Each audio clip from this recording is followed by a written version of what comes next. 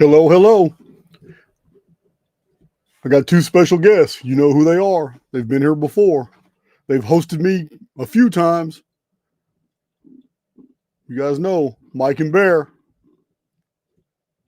Do the sound check real quick. I did disconnect and reconnect, so I need to make sure that you guys can hear me. Awesome. Yeah, I don't have any special announcements today other than Archaix Underground is still going strong. Almost 2,900 people. We're doing great in there. The Cypher community, we did a 4-hour and 15-minute video yesterday, and making a major headway on the date sequence predictive analytics software. We have good news on all fronts. It's just really the Twitter page is stacking up. Almost 9,000 posts now of nothing but solid research.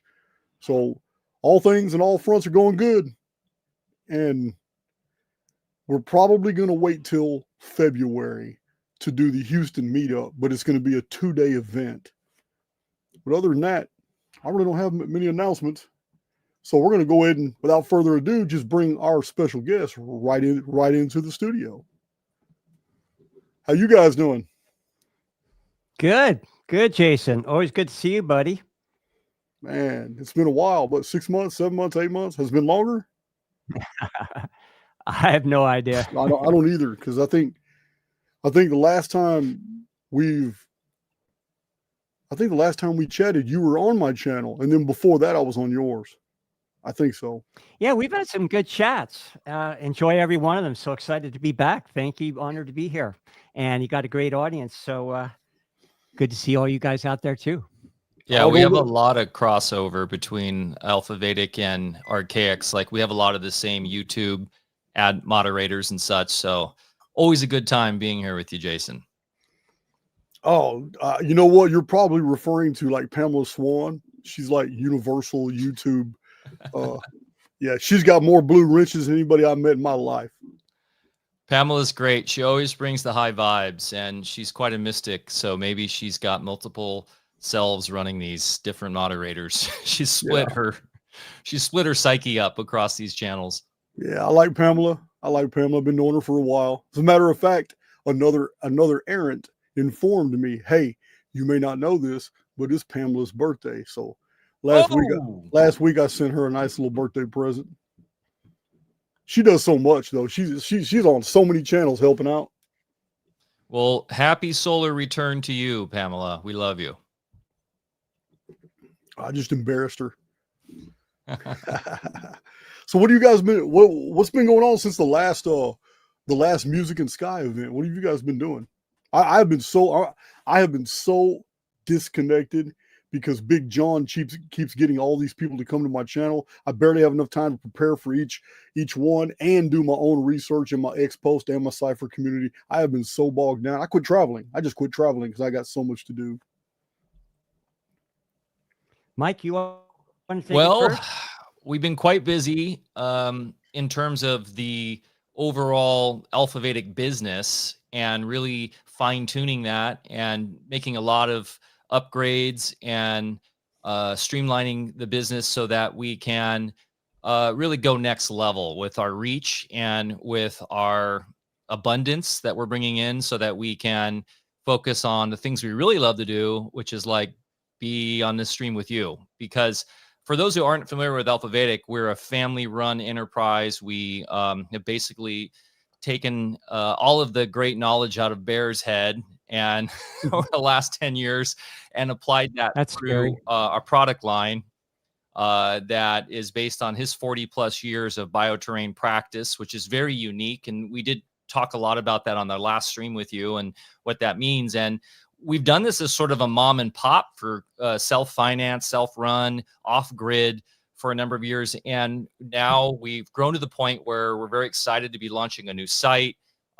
expanding the manufacturing.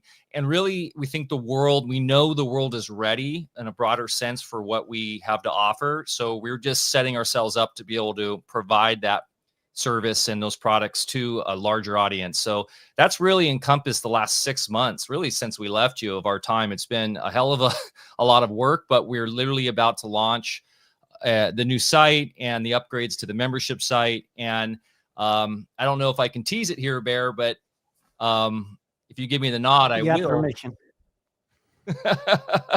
Bear's launching his new site, which is going to be for Alpha Vedic members only, which is going to allow for him to also take all of his alchemical preparations and wonderful creations to the community through his own sort of private website. So that's going to be really cool. And so, yeah, we've been really busy with that, Jason. And as you know, there's nothing to be ashamed of with bringing abundance in as an energetic exchange for the work that we do. And so we're just optimizing that so that there's no stress on finances. Not that we've been stressed, but that we can engage in the community in a more fruitful way by just working smarter and building the business out in like I said, a more streamlined and growth oriented way. So I need some clarity real quick. The products are these like non-toxic soap? Is this dietary supplements? What exactly are these? You offered me a package in the past and I never followed up on that. What exactly are you talking about? I'll give a quick synopsis and just a little addendum to what Mike's saying. You know, our business is unique in the sense that we aren't in business for business sake. It's a means to an end. And my wheelhouse, of course, has always been medicine. And from medicine, I started growing a lot of what I would provide for my patients long ago, and learned, advanced laboratory kind of processes that could, allow me to make very special things. And that kind of morphed into the business. But that's what really, floats my boat. And I'm a full-time farmer, and that's pretty much what I engage in today. So we have, we could say, two arms of the business. One is like performance, nutritional, just really whole food supplementation, but of a very kind of exclusive, formulative kind of process that makes them unique. And the performance aspect comes from my background in competitive sports, which is how I got in medicine in the first place. That's why I went to all the schooling after sports. I just wanted to understand the body better. And then the whole process of, years ago, getting into the laboratory techniques, I had to go into a lot of old school studies that brought me into what is loosely termed alchemy. But what I found very quickly was more authentic than what I learned in all my medical studies. And it was a complete science. And, part of it was deliberately omitted in order to create more of a materialistic bent on chemistry. But that became, really my new passion, which was to learn these processes and to be able to get more out of what I grow. So the new site that's my personal site that will be available to Alpha Vedic members only is those kinds of products that are not found in the common marketplace because they can't be mass produced, and it takes a whole different level of science and manufacturing know how to do it, and different kinds of equipment as well. Well, I had it's funny because I didn't know we were even going to talk about this, but 2 days I had posted on Twitter that I'm just getting frustrated. I'm getting frustrated because I'm trying so many different just diets, and I'm looking up the contents, and I'm becoming more and more knowledgeable about what these chemicals are. And I'm looking at the packaging. It's like just as soon as you get to understand that, oh, okay, this is toxic, and this is why they named it this. And once you understand that, they pass new legislation that allows them to call it something else. And now I got to learn all the new phrases on the packaging. I'm like, damn, man. So this isn't what we're looking for now. Now we're looking for this. And it just gets so tedious. So I asked my community I posted a meme about all the different types of rice and the grains and the benefits. And I said, hey, man, what exactly is true here? And can you guys post your best health memes? And let's try to get this diet thing figured out, because you can't do it in a grocery store. Almost every single thing, when I go down the aisles now, all the things I formerly liked, they have some type of poison in them. And it's just, that's what grocery shopping is for me now. It's everything I can't have. When I go down the aisle, it's like, damn. Yeah.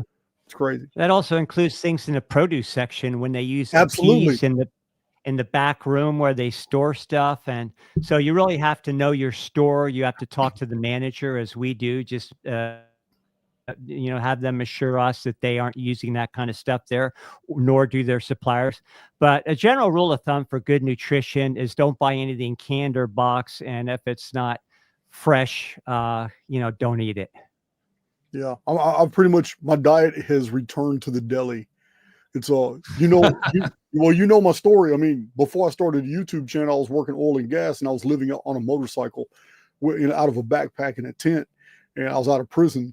And this is before I started my YouTube channel, and I was so healthy when I was working oil and gas, but I was also 100% of my diet was out of delis, fresh made food right then and there.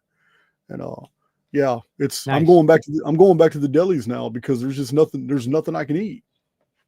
And of course, Italian American Bear will appreciate that. Yeah. Here's a good anagram: ERFO, eat real food only. There's all these diets and stuff, and all these trends, but really it comes down to that. What is real food? Ideally, food you grow yourself, food you locally get from producers that you trust and know. Farmers markets are phenomenal. If you are lucky enough to have farmers markets by you, where you have a relationship with the actual grower. I keep saying this, and it's my intention. This probably missing the window this year, but I'm trying to get my sons and I into hunting, because we do eat meat, and to procure our own meat. I do fish the Smith River here we're lucky enough to live on, which is one of the cleanest waterways in the United States. It is probably the cleanest river. And so we pull salmon out of it, steelhead, trout, and literally sometimes when I'm fishing over by the farm, I'll pull a trout out, and my son and I will have sashimi right there. That's how fresh it is. So yeah, eat real food only. I make Mike pay for the trout if he catches it out of my pond. That's crazy. That's crazy. And I would say this too. I think eat less. Like, I think that's one of the great psyops of modern times is we feel like we got to eat our way to health, right? That the diet is the solution for health, when oftentimes really it's like what the ancients understood, whoever those ancients are. And we could get into Tartaria a little bit today or not, and how they didn't even have bathrooms in some of a lot of these ancient palaces. They weren't eating, they were not eating the coarse food, you know. And so how do we get back? And that's what Alpha Vedic is. One of the elements of our product line is understanding that our body is a superconductor. And we have like our 0 point gold line or a lumen line using Fulvic and these other technologies that are just nature bound, that comes straight from nature, that is inherent to this, helping us get back to being the superconductors we're supposed to be. Yeah. Yeah. Hope you I'll guys just can add hear me. two final. I was just going to say two final summary points for diet is number one, just appreciate that you have something to eat. And number two, stop watching so many YouTube videos about what's bad for you and what's good and how to biohack. And that's all, you know, really a bunch of static. Life is really about being in a constant state of transition. And it's so getting in touch with your body so that you know what your moment to moment needs are, rather than a YouTube guru telling you, you know, what to eat. And you need different things to eat at different times of the year, different times of the day, different life cycles. It's what we like to call, and Mike and I talk about on our channel a lot, is a transitionary diet. And in my clinic years, we had ways to ascertain what each individual needed rather than some formula diet that we tried to apply to everybody. So yeah, get in touch with your own body, and your body will tell you if it wants to eat it or not. And the healthier you are, the better feedback you're going to get from your body. It's a process. I have experienced that. I've It's a directly discovery experienced process. that when I told my community I went on a carnivore diet for 40 days, and I didn't do it as a lifestyle change. I did it as a cleanse. And I went on a carnivore diet, but around the last week and a half of that, man, I was fiending for like broccoli and asparagus, and I ended up starting eating vegetables, and then I moved back into my normal diet. But I did it for a cleanse, and yeah, I was listening to my body. I just don't think vegetarianism is for everybody. I don't think a full carnivore diet is for everyone. And I kind of have a suspicion, based off some of the materials that I've read in the past, that our blood types have a lot to do with our diet as well. And I don't believe people with different or opposing blood types, you know, if one blood type favors mostly a vegetable diet, it's going to be very hard for that other blood type that favors mostly a fish and meat diet to make that transition and do it and stay healthy. Yeah. One final comment for the blood type is that the old man D'Amato, who first started doing the blood type diet, he recognized many subgroups within every blood type. Now his son, much to the father's chagrin, simplified it into 4 basic blood types, and then just ran with it, and you know, sold a lot of books with it. But that's really not what the original blood type was about. And I did blood type work in my clinic, but I paid more attention to the subtypes within every blood type, and then you get some good information, and you're going to be a little bit the other one is way too simplistic and draws a lot of false assumptions. We'll just say that. Hey Bear, you're kind of skipping. I don't know if you can switch your internet, but I don't know if you're seeing that, Jason, but he's he's skipping a little bit. He's still getting across, but it's cutting off like half a word per sentence. Yeah. I always have problems with StreamYard. So but tell me if it gets too bad. Okay. I think a lot of this stuff too, and this is why I love you so much, Jason, and what you talk about is a lot of this diet stuff, and what Bear was just talking about with the blood type simplification, is it gets so lost in just pure physicalism, pure materialism, right? And are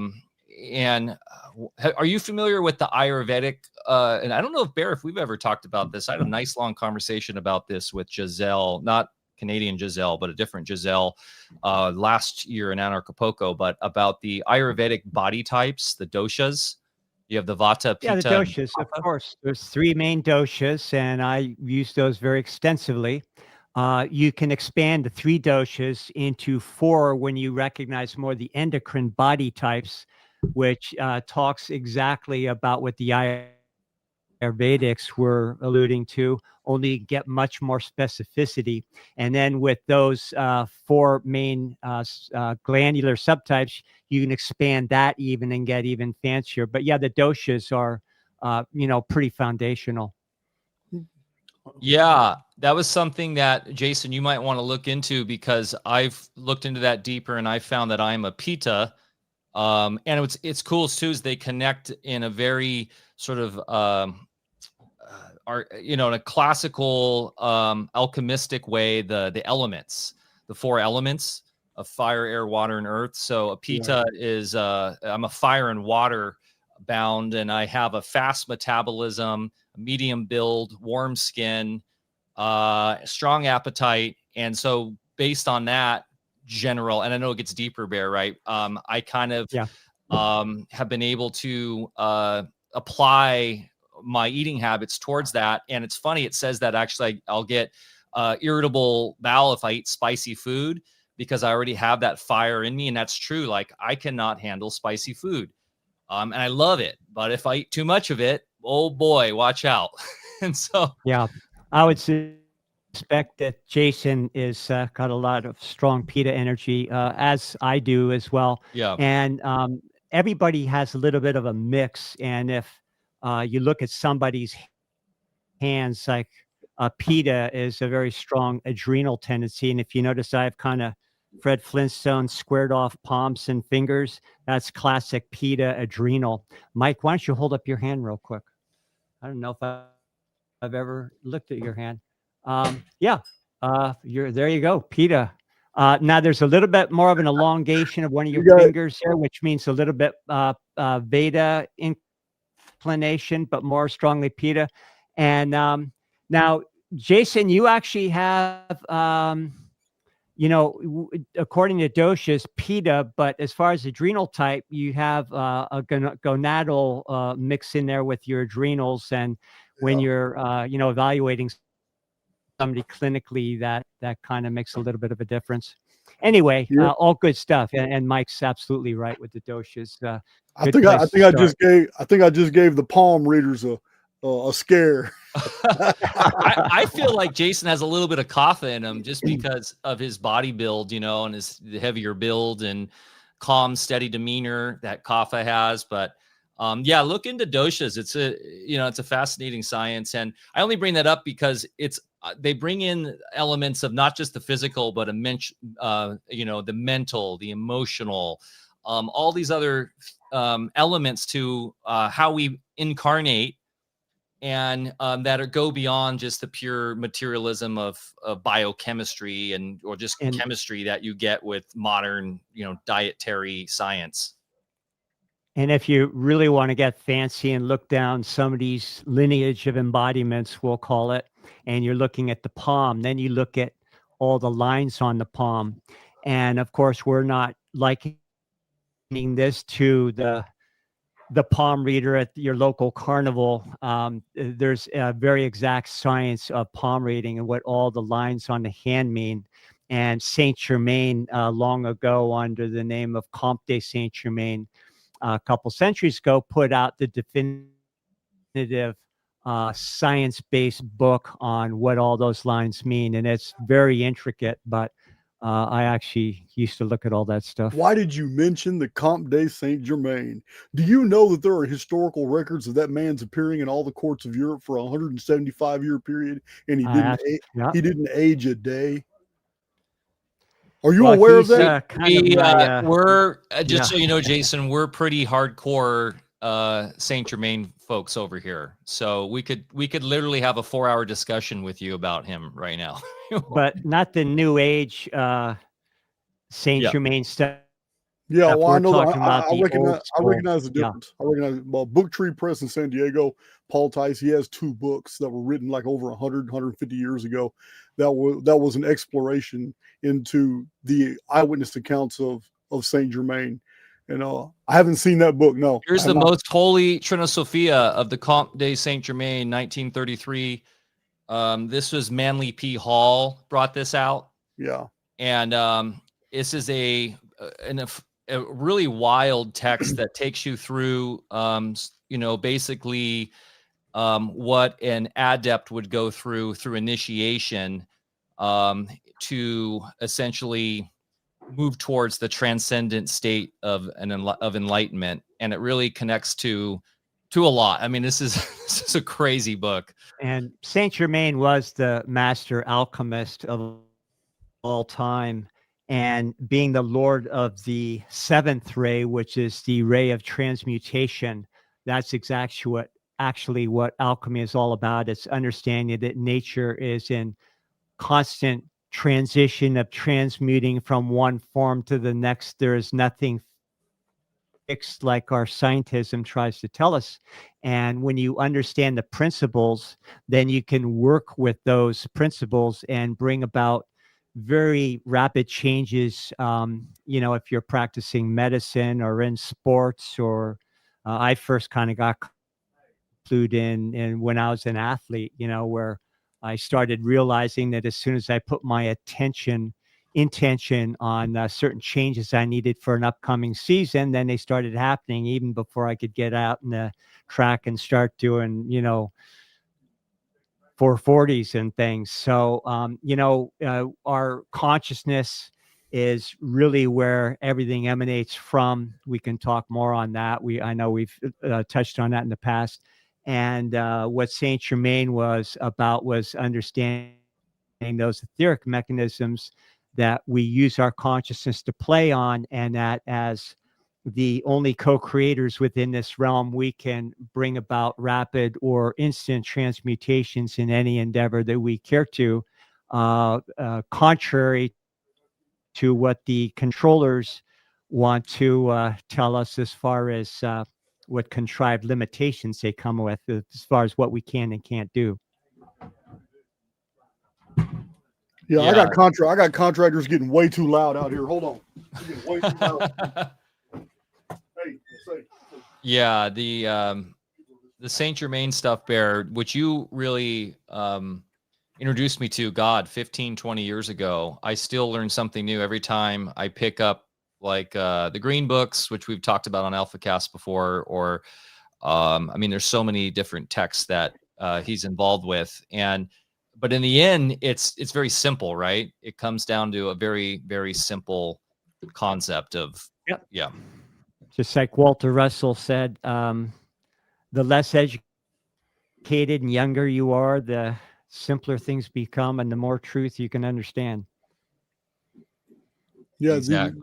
This man, you're gonna make me go into days. I haven't talked about him on my channel. I've only mentioned him once or twice, but there's a fascinating record. I believe it's a woman in Norway, and she's in her late 80s, and she's quoted in this book because she was absolutely baffled when Comte de Saint Germain came to her court. And she was already an elderly lady at this time. And she remembered when she was a little girl in the court of a Danish king where she had been raised, that the same man came in there with the same information and blew everybody's mind. And that they talked to him for like 2 weeks, and he knew every language in Europe. No matter what dignitary was visiting, he knew the language. And it blew this little girl's mind.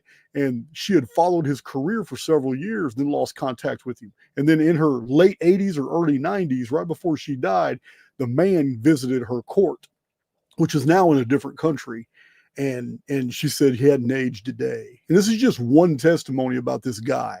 So I don't know if it was like, we have some strange things happening in the Renaissance period. Yeah, I don't know if it was one of those things where there may have been an order of Saint Comte de Germain, and these guys all dressed the same way, and they went to different areas in Europe, because his history is like that. It's like, how can you be in all these places, and it's almost no travel time between them. So I don't know. Well, both Jesus and Saint Germain work very closely for a long time behind the scenes. Jesus being Lord of the second ray, which is love, wisdom. And he had a special role to play to create an electronic imprint on the ethers that would ever bring light into a very dark situation back then that persists to this day. That's why he is such a special master, to this realm. And Saint Germain's role was to bring in the final simplified knowledge so that we understand what the true role or the true purpose of embodiment is, which is the ascension. And the ascension, of course, is also a term that's been hijacked by the New Age community. But if you get into the physics of it, it becomes very understandable how not only is it possible for all of us to achieve, and they tell us that tens of thousands of humanity have achieved it, but also it is the only goal we should have, and what we obtain through this experience within this matrix, if you will. And when we come out the other end, a lot wiser for it, we'll just say. And also exiting the construct, if you will.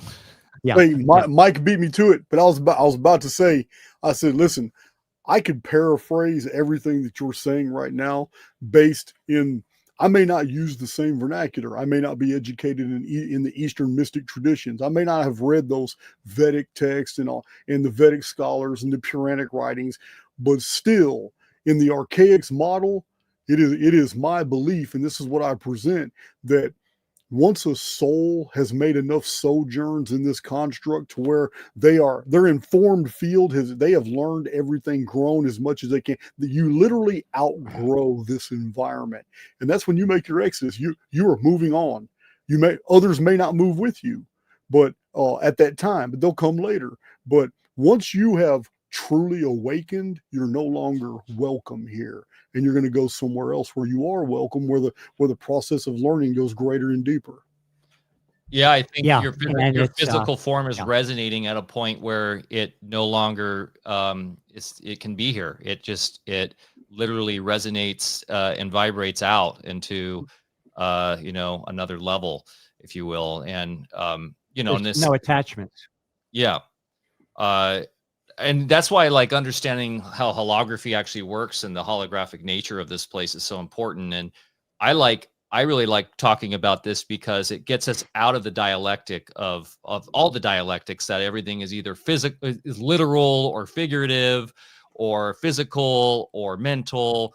No, it's a holographic presentation that is fractal, that goes for infinite, it's beyond space and time. And when we can understand that, how the interplay between the outside and the inside of the inside of the outside is above, so below, etc., then it starts to really allow us to get beyond the dualism of this place and start to see that, you can get enmeshed. And we even had you on the show to talk about the historicity of the man Jesus, right? Or essay, or however he's been historically named. And what Bear's talking about is a personified intelligence that goes beyond the need to have that historicity, but also doesn't mean we have to necessarily discount historicity in general, because the way that the fractalization of this reality can interplay with consciousness. So it allows just for a much more open conversation without getting lost in ego and the need to be right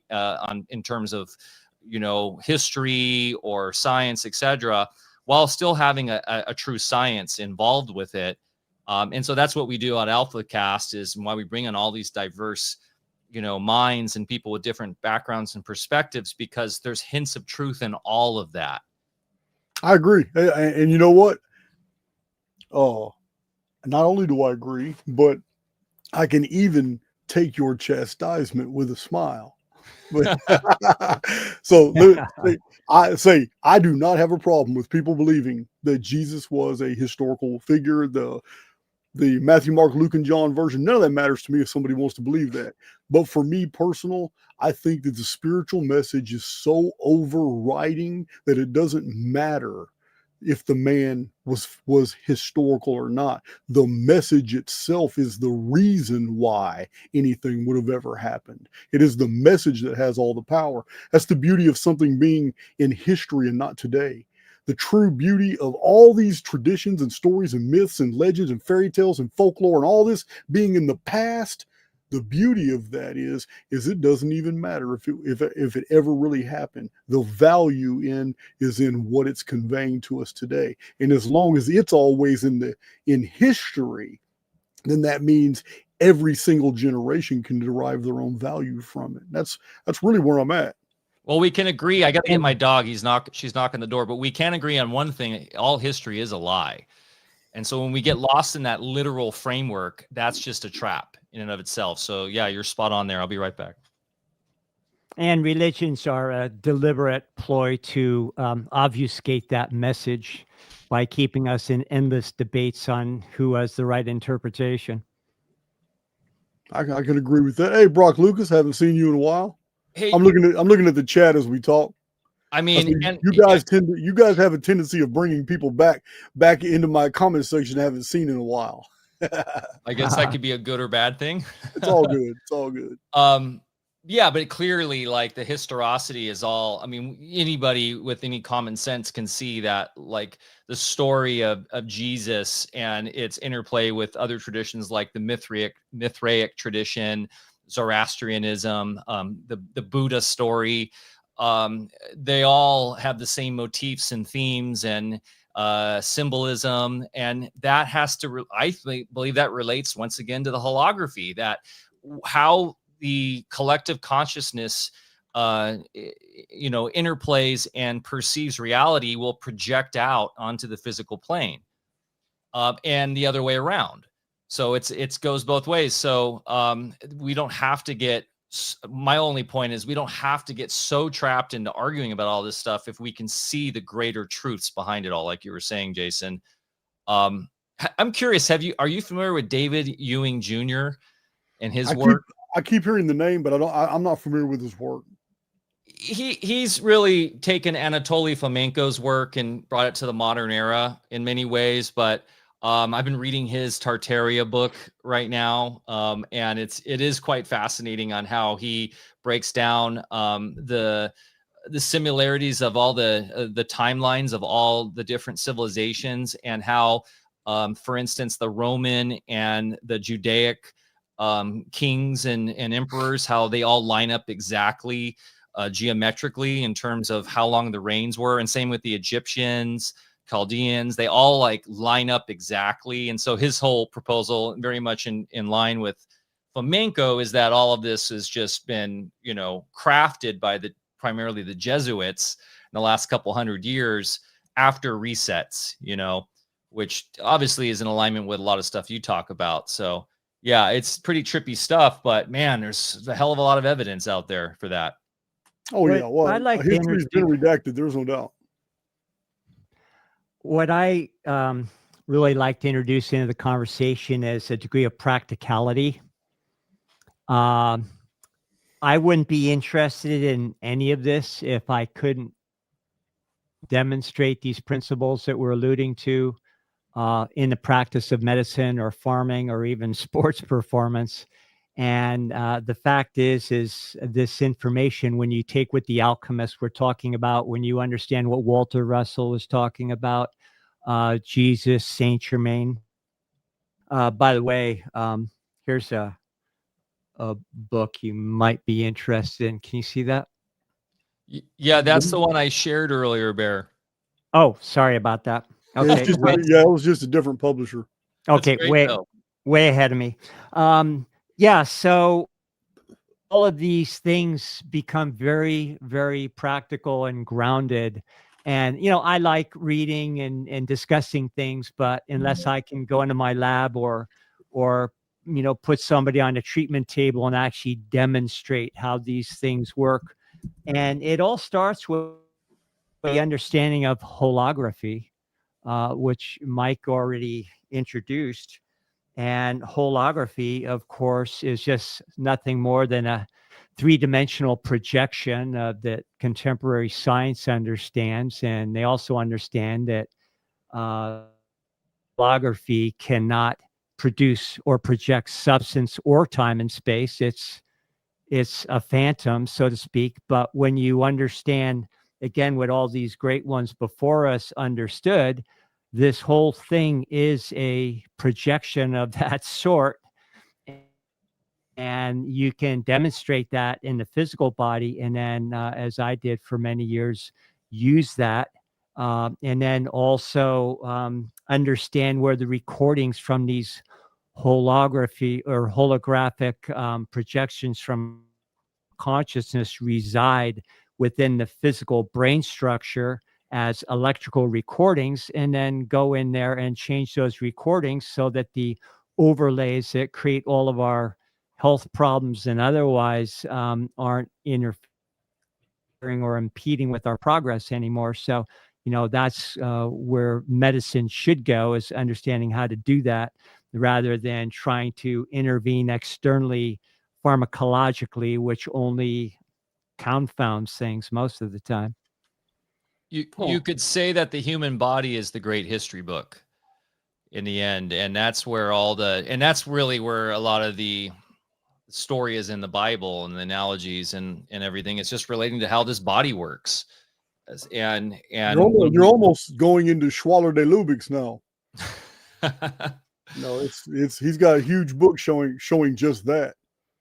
Yeah, I was thinking of George Washington Carey too. Are you familiar with his stuff, the 12 Salts of Salvation? And he ties in all of the biblical and astrological stuff specifically to the body and how the body works and how it ties into the 12 zodiac and not the zodiac presentation of the sort of animal, but just each sign, how it relates to a specific functionality of the body. Yeah, I've seen those exact charts showing the zodiac and what areas of the zodiac govern the body, and when the body suffers ailment, when certain planets are in those houses of the zodiac, contemporaneous with other alignments. Those charts are in a book by Francis Barrett called The Magus from 1801. It's a huge book. It's published as volume 1 and volume 2, but it's called Francis Barrett The Magus, and he goes a lot into the associations between the human body and astrology in the zodiac.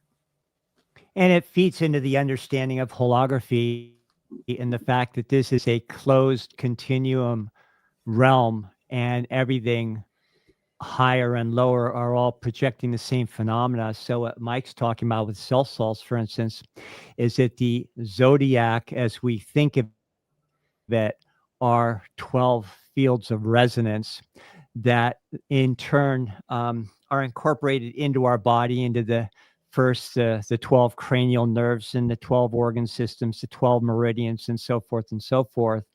And that on the ground, as the alchemists would talk about the final stratification of the etheric mechanism, you have where things give the appearance world what we think of as real, the real geometry and function that we experience here on the ground. And the cell salts are those mineral substances, 12 special ones in particular, that convey that resonance to every cell of the body in order to recreate form and function and keep things going. And so Carey, was very adept at understanding that continuum and how certain things on the ground are electrical capacitors that store and convey that information.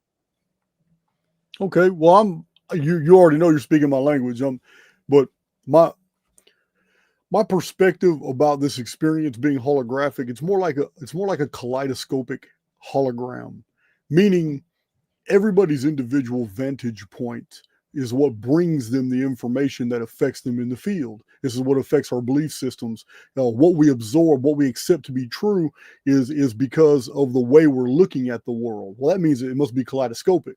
So in a kaleidoscopic hologram, each individual soul, we could all be living in the same world, but we're not existing in the same universe anymore because the hologram is feeding us different types of information. We may be in the same world, but we're not processing that information the same. So I'm 100% on board with you. Absolutely. You're speaking my language. I see it as not just holographic, but very kaleidoscopic, in that it is the observer that controls the kaleidoscope.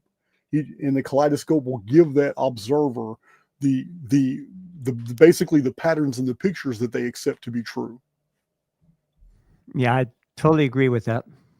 Well, and yeah, you could argue that I'm actually sharing with someone in chat, wondering what those 12 cell salts are. So I'm dropping it in the chat here for you, Awesome. Morena. We actually offer those on Alpha Vedic because they're so crucial to your just core capacitance. But yeah, you could argue that our brain is literally a reconstructive wave.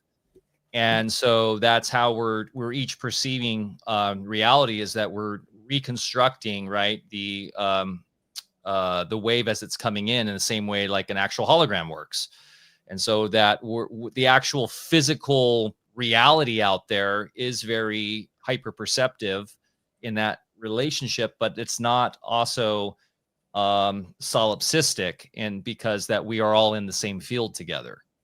The brain structure itself can be demonstrated, and it has been demonstrated very often for a long time, that it's capable of storing electrical information, but we have to distinguish between the physical brain and the mental plane.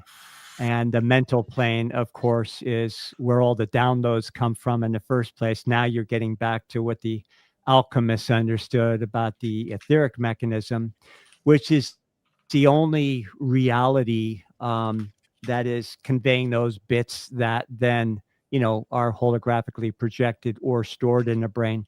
The problem is with the brain, as we, when it comes to the practice of medicine, depending on our individual perspectives and distortions and toxic emotions, all the above, these recordings are often a product of those distortions when the information comes through our own perceptive field and creates distortions in our physiology and in our well-being and in our ability to be abundant. So that's where the practice of medicine, really, should prove its worth, which is the ability to go in and remove those impediments, so that when the more universal, even though we are individual way stations, as you described, just so those more universal patterns are not coming through such a distorted prism where we can't even have a healthy body happen. I do want to add something. I was listening to you talk about the brain, basically the brain and experience interface. And I don't know if you know, my own personal take on that is that I just don't really believe that everything that I have come to memorize in my life, all the history, just everything I've come into contact with that I can so easily elucidate, I don't believe it's in my brain. I believe it's in the field, and that my brain is like this resonator, and it's tapped into this informed field, and I believe that this is the magic. This is where the magic happens in things like it's very good to have medicines. It's very good to have the very things that we know, the herbs, whatever. Like I'm big into aromatherapy. I have all these cinnamon barks and eucalyptus, lemon and eucalyptus. I have myrrh, frankincense. I've got things I can't even pronounce only because of what the label says it does for me. Lang Lang extra, whatever that is. Peppermint. I got more bottles back here and more up here. Lavender. The aromatherapy, I've noticed how that affects my mood, but this is the beauty in this experience.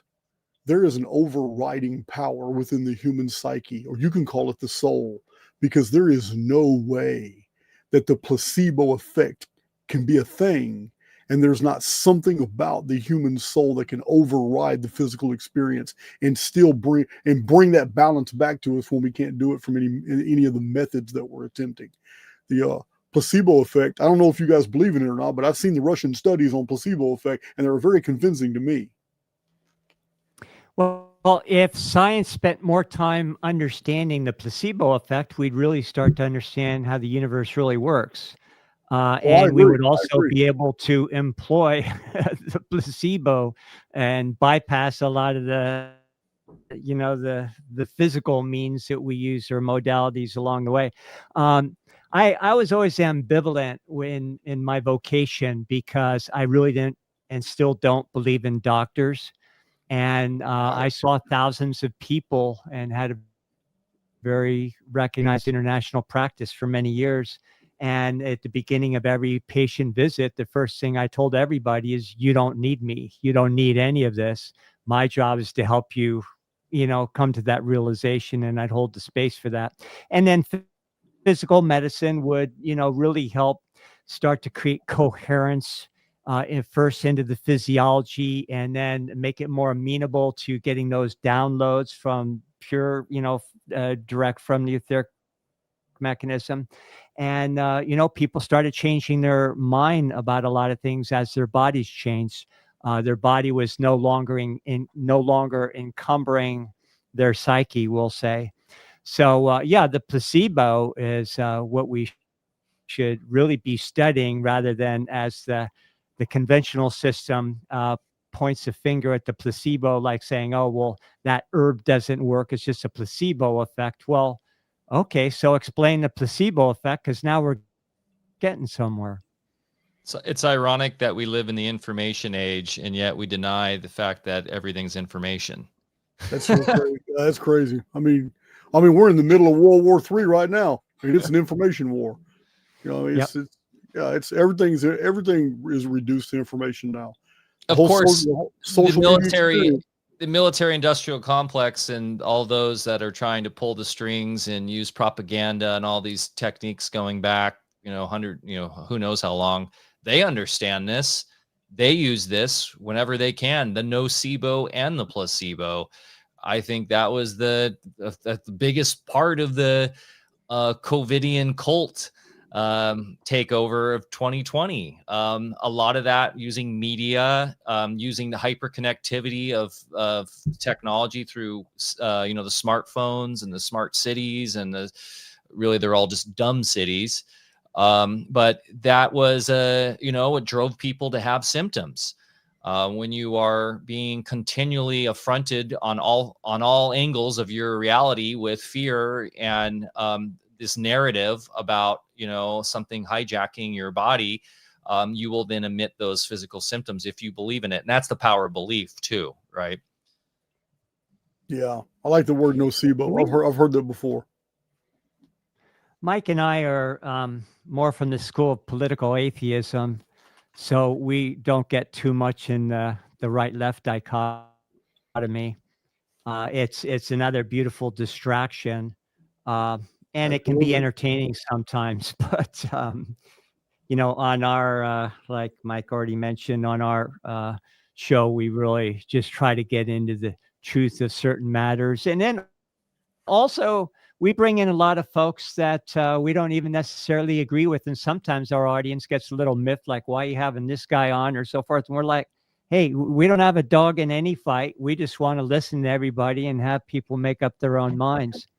And that's why George Norrie was so great, right? Like the classic. I mean, he was a pioneer, and he would have all sorts of really out there different perspectives, and he just gave people a platform to put that out. And that seemed to be okay back on late night radio, but now it's like people are so hypersensitized. Like, how dare you bring them on? That you're just aiding in their ability to brainwash your audience. It's like, we actually have a lot of faith in our audience. We have respect for them, that they can discern and see through things and take little nuggets of truth here and there where there is. And, absolutely. I mean, did you ever listen to George Norrie back in the day? Listen, when George Norrie took over, I was a little miffed. But I was already very familiar with him, because Art Bell would have him sit in many times when Art Bell was starting to slow down. Yeah. So I was an Art Bell fan. That's that's who I meant, Art Bell. Okay, Art Bell. Yeah. So when George Norrie took over, it seemed like it seemed like the whole show just became commercialized. It Yeah. wasn't. It didn't Yeah, I have meant the Art Bell. See, he even took over my head, Jason. No, Art Bell was who I was Yeah. thinking of. When I was in high school, I used to listen to that like nightly, his show. That was fun. Old school radio where you just sat there at night and turned the lights off and listened to stuff. Bear, I gotta tell you a funny story. So there are geniuses in Texas prison. All right. I'm talking about they sell AM, FM transistor radios on commissary with headphones. They're called babysitters because you don't want a prison pop, especially maximum security where I was. You don't want a prison population bored. You want them occupied. You want them doing things. Yeah. So radios were one of the things they sold on the commissary, and we all had one. Well, there were guys on the cell block that you could pay a couple bags of coffee to, and they would take your radio apart. And I don't know exactly what they would do with diodes and transistors, but they would bring a copper wire from the circuit board to the screw, one of the screws on the bottom. And they tell you, so check this out. We're going to drop a copper wire down to your window. You know, our windows are barred. So we're going to drop somebody up from 3 rows is going to drop a copper wire to you. Get that copper wire, tape it to your bars, and then with the excess, you just make contact with the screw on the bottom of your radio because it's already attached to the circuit board. What you need to do, your buttons don't do AM, FM no more. Your FM radio works, but if you put it on AM, you will be tuning into the warden's cable television. So that's great. Oh yeah, copper wires were all over. We all were tapped into either the majors or the warden's cable television. So I used to listen to movies because he had HBO, Cinemax, Showtime, and Movie Channel, and I would be in maximum security for years listening to the warden's movies when I was wasn't reading, researching, and writing, typing, whatever. I wasn't on the rec yard. I would sit there and listen to movies. So I listen. You guys have seen all these movies in the 90s and the thousands, but I didn't get to watch them, but I heard them. I listened to them. But when Art Bell came on at night, I switched that little deal because I had this guy disconnect my FM and use the FM for the cable because all I wanted was AM because that's how I picked up Art Bell was on the AM band. But yeah, that's all I did was listen to at nighttime. I listened to movies, but when Art Bell came on, I listened to Art Bell. That's how we did There's it. Absolutely a lot of genius sitting in prisons. I had a couple mentors who came from that school, and they were the ones that taught me the difference between legal and lawful. Oh, yeah. And There's a lot of guys about our whole tradition. Yeah, and just phenomenal minds. And it's the powers that be should be careful about how much time they give to powerful minds just to start pondering things. And that's what happens in those institutions a lot of times. You know what? I understand that my character type is adversarial, and I know it's a byproduct of my environment and how I was raised. I was just 17 when I went into prison. But you know what? It did something for me because I was able to always process information, and I was able to throw out theories and ideas from books I've read and all that to guys who had already been in prison for decades and had already been down these intellectual paths and had already assessed all this type of data. Prison, most people don't realize it. Prison is a violent environment. There's no doubt, but it's also an intellectual one. There's guys in there that don't have anything better to do than think and argue. That's all they do. Yeah. I understand that a little bit. Early on in life, I was self-supporting all the way through high school and became a little bit streetwise. I had some death with my parents and found myself kind of on my own and couch surfing or doing whatever I had to do to, make it out there. And I very easily could have gotten in a lot of trouble, but I think I had some angels watching my back. And then I ended up having athletic scholarships. Fortunately, I had some athletic ability. So that got me into college. Otherwise, I could have very easily ended up somewhere. Yeah. Especially when you have the unchecked masculine energetics, right? in a modern realm that there's no actual container for it anymore. So athletics is a great way for the masculine man to actually have an outlet. And of course, they're doing everything in their power to feminize man in order, because there's power. There's great power and will force there. Yeah. And you guys know what I'm saying. It helped you channel those things. And I was in the combative sports for many, many years, and definitely helped me work out some anger issues at the same time. Yeah, I wasn't very good at sports. I mean, 7th grade, I was on the football team, and I got hit one time real hard. And you know what? I wasn't cool with it, because to me, it wasn't like a sport anymore. It's like, damn, man, dude knocked the shit out of me. And I just wasn't feeling it. But a real small aside, it was discovered by accident by my coach. His name is Coach Melton. I told this story on YouTube before, but when I was a kid, Mom and Dad would go to work. My mom worked for like the Southern Baptist Convention. She was doing all kinds of things in Mercy Heart Ministries. And one of the free times I had in the summers was a Bedford Boys Ranch swimming pool. And they only sold 100 tickets a day. So if you wanted to get to the swimming pool, you had to get down there fast. It opened up at 1 o'clock every day. Well, it's like 3.5 miles from our house, and we had no way to get there, no one to give us a ride. So for about 3 years straight, I just ran every summer. I just ran to get there so I could be there within the first 100, because my little sister and my little brother couldn't do it. They would walk, and I would buy all 3 tickets, and I would already be there like an hour, maybe an hour and a half before they showed up, and I would give them their tickets through the chain link fence. Well, to me, it was nothing. It's just something I was doing. But I'm an 80s kid. I spent my life on a skateboard and on foot and went everywhere. So by the time I'm getting in trouble in 8th grade, coach, the only punishment we really had was either push-ups, or you had to make a circuit around the entire school. That's the soccer fields, baseball field, football field, all the way around the entire school. You got to make one big lap. Well, I used to make that lap and then fall right back in with all the rest of the guys doing whatever they're doing. To me, I'm not even thinking about it. But I've never been fast. I will be in last place. You line up 100 people and tell us to run the 100-yard dash, I will be in last place every time. But if you line up those same 100 people and tell us to do a 10K run, I will do it just fine, pacing myself. I won't even go fast. I'll just pace myself, do it, and I'll beat everybody.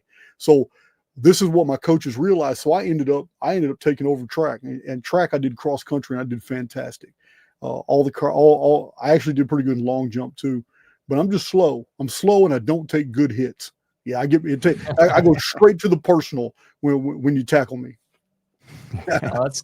I will say it's kind of a representation of how you've worked in your life, though, right? It's this long, slow grind. Yeah, pretty much.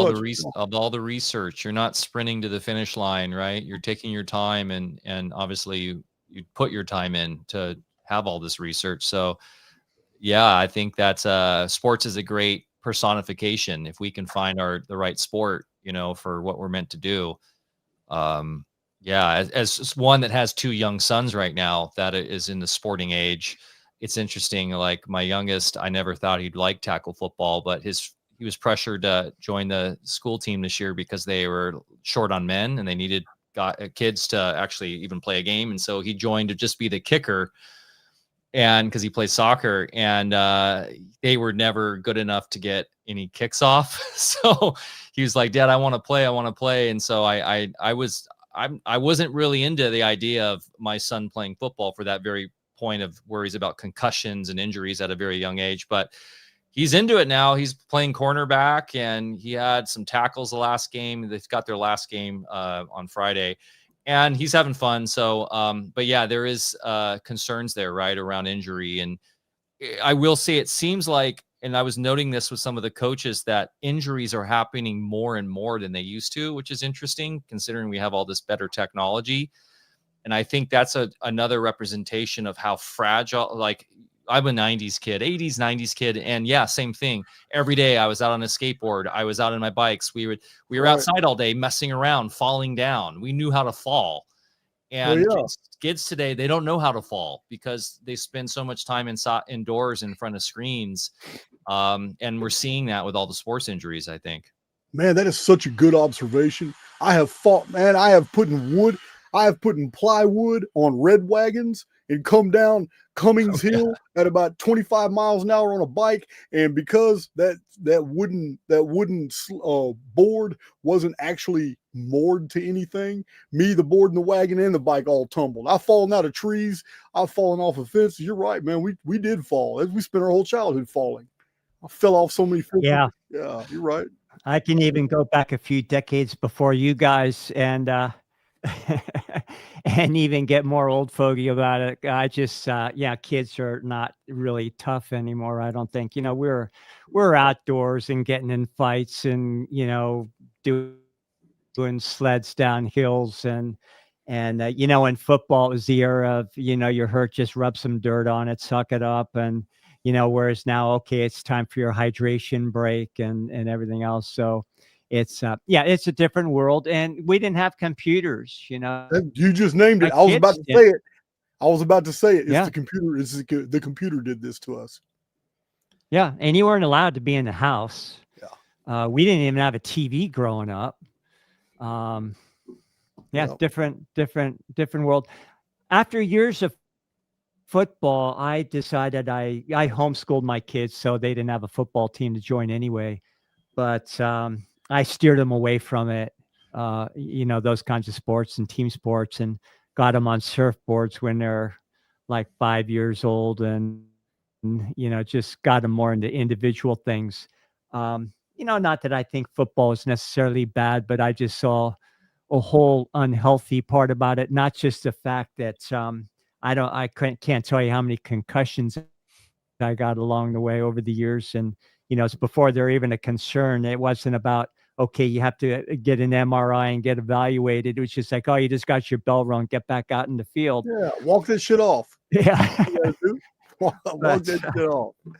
Yeah, we didn't go to the doctor Yeah. for hardly anything back then. You got to be something real Yeah. serious to go to the doctor over. Yeah. I And to make matters worse, I used to work in emergency medicine. So when my kids were growing up, if it wasn't spurting blood somewhere, I just said, "You're okay." That's so true. I had a mom who was been an lifelong RN, and if you grow up with a parent who's in emergency care, she worked in the emergency room as well. You literally have to have something completely like a bone sticking out of your skin for that to be anything to worry about. I was going to say though, Jason, you were mentioning, and it's really interesting, like the philosophic mindset of being in prison for those who are attenuated towards that, right? Like, because you have all this time to think. And isn't it kind of ironic now that we've been given all this access to information through the black screen, and yet it seems like more and more we're getting stuck into our own prison of being so distracted that we don't ever take time to think anymore. Yeah, they've put too many tools out there. If the toolbox only had 2 or 3 tools, we'd become master of all of them. But when a toolbox has 10,000 tools, we just kind of lose sight of how to use any of them. It's just they've put too much out there. You got to stay hyper focused, or you're just not going to have focus. Yeah.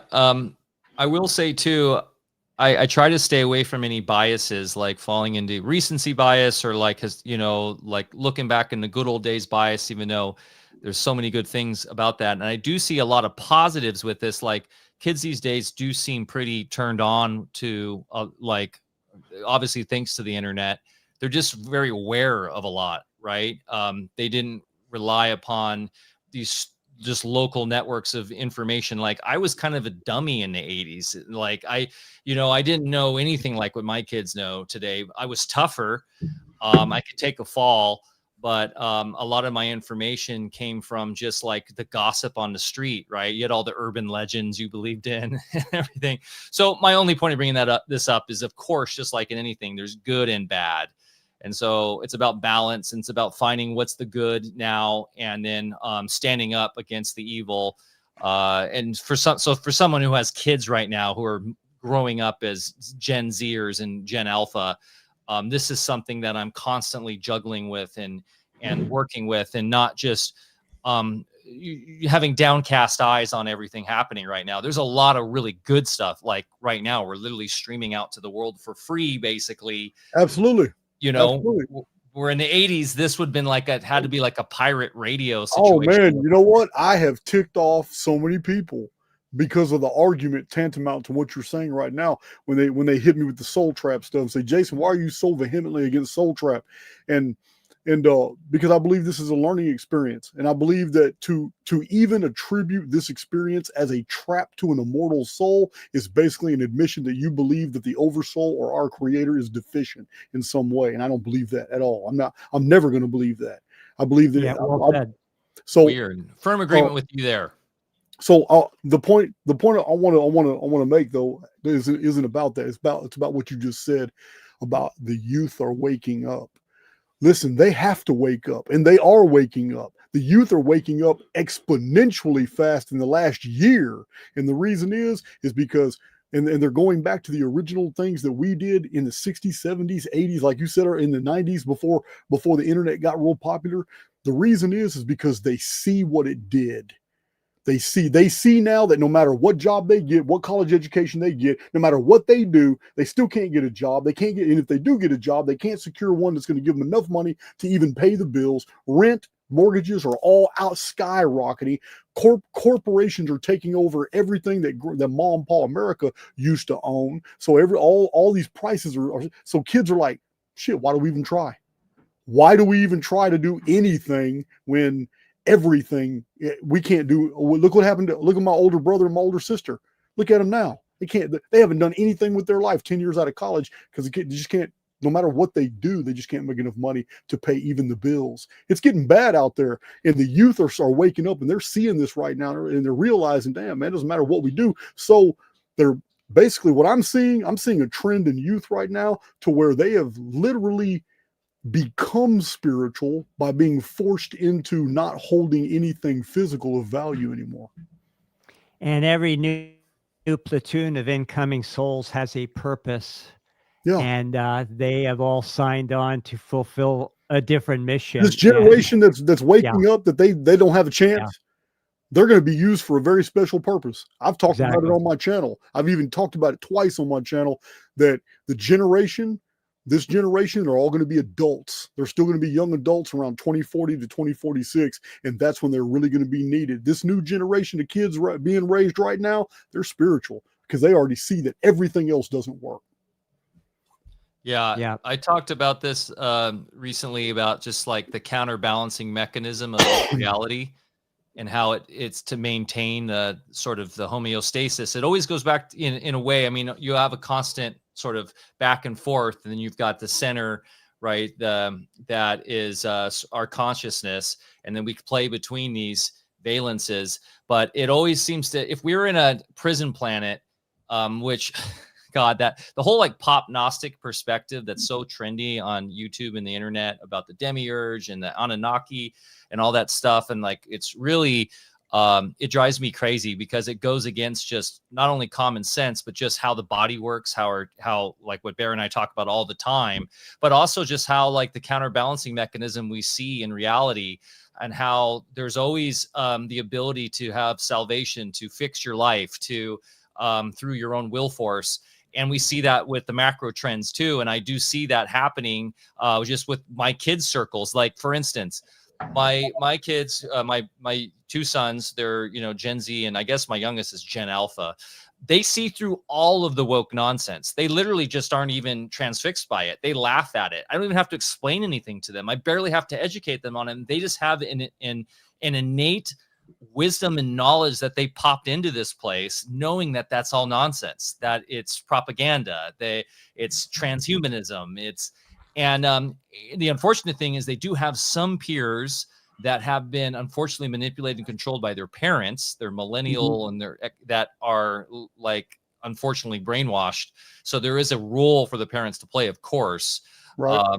But that being said, that always gives me like a lot of not only pride in my kids, but also just a lot of, I don't want to say hope, because I don't go for the whole hopium thing, but just, it just once again reaffirms what I know about this place, how it continually is like Bear was saying, it's progressing, it's changing, it's morphing. And within that, there's counterbalances. And I do agree with you, Jason. This generation, that are right now in their young teens and coming up, Gen Alpha especially, they're tapped in on a way that I've never seen kids really, and they have a role to play, as Bear was saying there, for sure. I agree. Yeah, unfortunately, my generation, the baby boomers, we grew up in a nice time in America post-war, and there were a lot of advantages to that. But then we're also the first generation that wholesale went to college, and that's where all of our problems began. And the boomers, not all of them, I have a lot of awake boomer friends, but boy, a lot of them took the whole hippie kind of thing, during the college years.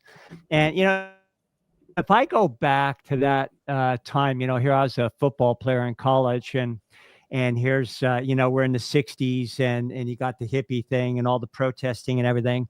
And I was just always naturally curious, wanted to see what everything was about, and, would go to certain gatherings or parties, and was really met a lot of times with disdain and shunned from these groups because I looked like a football player. So, it's just a lot of judgment, even though these folks were supposedly peace, love, dove and everything. And now fast forward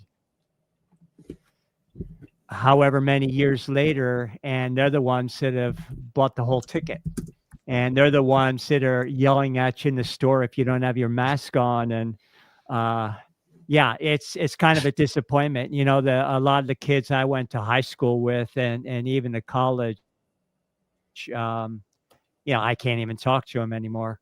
So I have great hope for this next generation that you folks are talking about. Here, my favorite representation of what you're talking about with the boomer like that is, yesterday I was I was in town, and I was coming out of lunch, and there was a classic Tesla in the parking lot that had the no Elon signs, that Elon striped out signs, stickers all over it. And then I was just curious. I'm like, oh God, this is probably a boomer coming or a millennial. And I'm not trying to judge I know everybody's unique and different. We don't have to be, pigeonholed into our generation, of course, but there tends to be a trend here. And of course this was great. It was like a lady in her probably late 60s, early 70s, and she's wearing a peace sign shirt, and very like kind of hippie nouveau, walking up to her Tesla. And I was just like, if there's any like representation of what Bear's talking about, there you go, right there. With her total Elon stickers all over it. Yeah, it's when I was doing some traveling last year, Big John and I would be in the van, and so some of the Archaix team would fly. But when we were traveling in between states or in between big cities, you would be surprised that they only make up maybe less than 5% of the vehicles out there, and yet over 50% of the vehicles that are stranded on the side of the road are Teslas.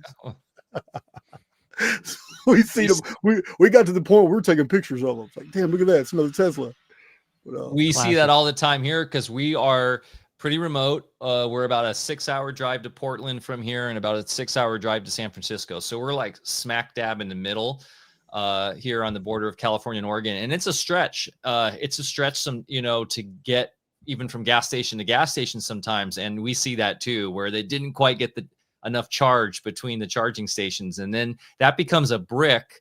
And when you brick your Tesla, I guess it's just a total nightmare to fix. And Also, you don't want your Tesla to start on fire because it's an electrical fire you can't put out. It just has to burn out over time. We've had a few of those as a volunteer firefighter here. But more so than everything, what I've been stressing to folks from a health perspective is you're literally sitting on a battery array in that vehicle that is completely destabilizing your biofield, your own internal electrical system. It is so harmful to your health. Yeah, you're in a complete cage. It's not like a cell phone where you can put a little protective EMF device on it or something. Yeah. You're totally surrounded. Yeah, I've seen the videos. There's a couple of TikToks that they're showing the EMF reader inside of a Tesla. It's off the chart. Crazy. Every time you drive your Tesla, you're being irradiated. Yeah.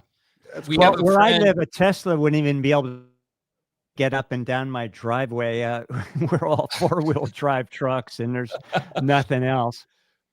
And God forbid you try the SUV that looks like a dumpster, because that thing is like made out of a tin can. Those things are so funny. I've heard that raccoons have been noted to try to rip open the back of them because they keep mistaking them for dumpsters. But we have a friend, Justin Franson, who works within EMF remediation, and we sell his EMF grounding bags on our site. And he's done a lot of research, and his background, Jason, is he works with professional athletes, like in the Los Angeles, I still will say Anaheim Angels, the Dodgers, the Lakers, etc. And they noticed a massive increase in injuries on these athletes in the last 10 years. And this might have to do a bit with, they all drive Teslas. They're driving Teslas. Man, that's crazy.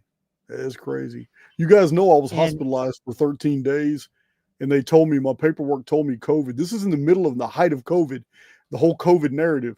And my hospital paperwork told me COVID. I was hospitalized for 13 days. I could not breathe. And I'm going to tell you now, I've got veterans that are attached to the Archaix team, and they told me I was suffering radiation damage, and it makes sense because I went to the hospital 2 days after I bought my first 5G phone, and I couldn't breathe. I woke up one morning, I just couldn't breathe, and I sat on the end of the bed and just sat there for a long period of time. I just got more and more lightheaded, and I didn't even have enough energy to go use the bathroom. And yeah, we don't want to get in trouble on YouTube here, but we. I've already told this story multiple times on my channel. If YouTube don't like it, I don't even care. During that whole time, no doubt about it, people were getting sick, but not for the reasons that people thought. Yeah. And like if you go to Italy and some of those notable places where they had the major outbreaks, they just coincided with massive blanketing with the new activation of 5G and so forth. And with that being said, I'd really tell everybody in the audience, turn off your modems at night. Learn how to protect yourselves, and things like biogeometry and other technologies that are out there to just help screen you. This is a Faraday box. Yep. This is a Faraday box. Yeah, my phone goes in here every single night. Nice. So in the morning when I turn my phone on, I gotta wait for all my messages to populate, because it's been a total signal break. So when I pull it out in the morning, that's when all my emails come in, all my messages come in. I'll wait about 2 minutes for everything to pop in. But yeah, I use Faraday box. I got Faraday bags in here. I put my drives, all my backup drives and stuff that are not in my safe. I put them in here too. It's it's not that radiation doesn't just hurt us. It also hurts our devices as far as the data. It can also take information right off your drives. Now, there is a European technology company way back in the advent of the first cell phone, era, and they introduced a technology that was available to everybody. There would be no dead spots with your cell service, and it was completely, let's just say, benign to your body, and that was buried. And in its place, they brought what we now understand as Wi-Fi and cellular service. Are you talking about Axion? Are you talking about the company Axion? AXION? It's been a lot of years. I forget what the name of the company was. I think they're a Scandinavian company, if I remember. But the Okay. point is this technology that we use was developed as a military grade weaponry. Now, when you get into the study of things like biogeometry, you can appreciate nature uses certain waveforms in order to propagate itself, just like our human body. And these are certain oriented longer waves, and then there are very noxious short vertically oriented waves that are actually harmful to our body, and those are precisely what are firing up our cell phones, our Wi-Fi, and everything else. So I'll go more on the conspiratorial side and say there's a real reason why this technology was substituted for what could have been. And in the military theater, it's been demonstrated and documented where anybody can research and see that these short vertical carrier waves can be modified in any number of ways to create behavioral patterns. Like they've actually had people just all of a sudden become zombie-like, troops in the Middle East, and just lay down their weapons and become totally passive because they're, using these weapons in the theater. So that's what's being used against us now. So, okay, we have some positive attributes that, we take advantage of, like right now, but at the same time, really, really become knowledgeable on how to protect yourself from these things. I think biogeometry is the most sophisticated way, but there's a lot of other good technologies out there. But if nothing else, if you live on grid and you have a smart meter, put a Faraday cage over that on the outside, so it's not beaming in as strong into your house. Turn your modems off at night and so forth. And Absolutely. yeah, don't buy a Tesla. Yeah, absolutely. I unplug my Wi-Fi. It's right here in the studio, but at nighttime I just unplug it too. Yeah. Yeah. So easy And to do. we buy old trucks. I find older trucks before all the technology that have few miles on them, because you sit in even a new Toyota these days, and it's got the big screens, and it's getting, you might as well be in an electric car. Yeah, no Yep. doubt. Well, not only that, but anything manufactured after 2019, they can remotely shut off. They all have chips. Yeah. They have chips. Look, listen. I'm a firm believer that I'm not going out like Ann Hesh. So I'm not going to be driving in those new vehicles. That was wild. I'm going to stick with 2014, 2015. Like I have a 2017 van. You guys have all seen it and all that. What you probably haven't seen is I have I drive it more than anything, but a 2014 Ram. It's solid black like my van. But I like these older vehicles. Are easy to work on, easier to find the parts. Yeah. It's easier to find other people to work on them if it's beyond your capacity, and they don't have those new chips installed where by hey, I almost said satellite, but it's still the same thing, even though they're suspended on helium balloons. But even by balloon satellite, they can turn your vehicle off. All these new vehicles. Yeah, and they've been doing it longer than we realized. Just as Breitbart. Or Paul Walker. Remember Breitbart News, where Paul we ran Walker do you think Paul Walker was taken out like that? I remember when it happened. I actually was fortunate enough to meet Paul because he lived in Santa Barbara when I was there, and super cool guy. We would eat at the same cafe for breakfast, and super chill dude. But he was speaking out about Haiti and the children and the Clintons and all this stuff. And then there's very suspicious on how his car all of a sudden went just like crazy acceleration right into that pole and killed him.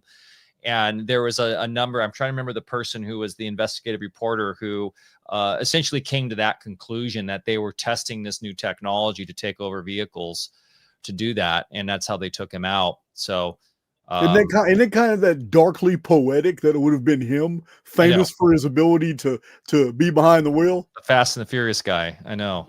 Yeah. They like and to the do same that, thing though. with Breitbart News, where his Mercedes, was run into a tree and killed him because he was getting a little bit too vocal about things.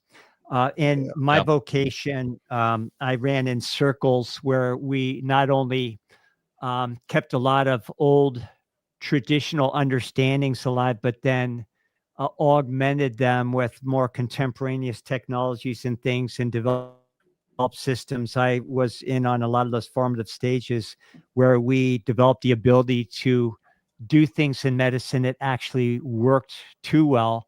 And we're reversing a lot of allegedly irreversible things. And, and so in my practice, I always was in private, never hung a shingle out, in a commercial zone. And I saw many of my colleagues over the years who were less private all meet, you an untimely demise, we'll say. Like out jogging in the morning and drowning in an inch of water, or getting shot 3 times in the back of the head. And I mean, Mike's heard a lot of the war stories, but the point is not get into the past, but the same folks that are bringing us all of these narratives, pharmacological mediums and things that we haven't even begun to appreciate the damage that's already been done. Right. I agree. Yeah, I've seen firsthand that these folks kill with impunity. Yeah. And now they're trying to, of course, limit our ability to even move anywhere, making it very difficult. They've made it very difficult to fly for a long time. It's absolutely miserable to fly, as I'm sure you're aware of, Jason, when you were going. I mean, flying coach is like, rats in a can, right? But then you've got what's happening now with the digital ID and what they're rolling out in Europe.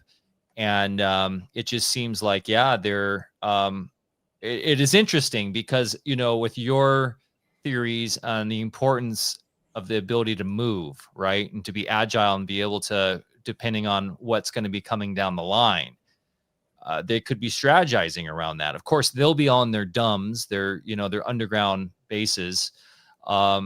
Meanwhile, people will be literally locked in, like back in 2020, as the God knows what, sort of catastrophes are coming. So yeah, it's very interesting. And then of course you have what's going on in Africa and the Middle East, bombing the hell out of these places, and then basically forcing migration into Europe, into the West. And that's completely overriding and destroying the Western civilization. Right. And then handing out Nobel Peace Prizes after everybody's already dead. I know, right? Yeah. Stupid. It's so great. Dumb. What's going on in politics is so dumb. I don't even want to start. Hey, you mentioned the dumbs. So let me offer just an alternate scenario. Very safe for YouTube, but it's something I've been saying for 6 years now. And that is that when we see these high profile murders, disappearances, whatever, kidnappings, people just disappear, they're no longer in the public sector anymore. I've been saying for a long time, like Ann Hesh, I don't know about Paul Walker, but Ann Hesh, now Charlie Kirk, we don't know if he was really assassinated or not, or if it was staged. We don't know. We weren't there. So whatever, all these people, these are just examples, but all these people that in the past 5-6 years very publicly just vanished, disappeared, or were taken out, even Osama bin Laden and all that, we saw him taken out on a cartoon of an aircraft carrier where they pushed a cartoon coffin into a cartoon ocean. You remember that video footage? Here's the proof Osama bin Laden's dead. So what I'm saying is kind of like the Indian moon landing.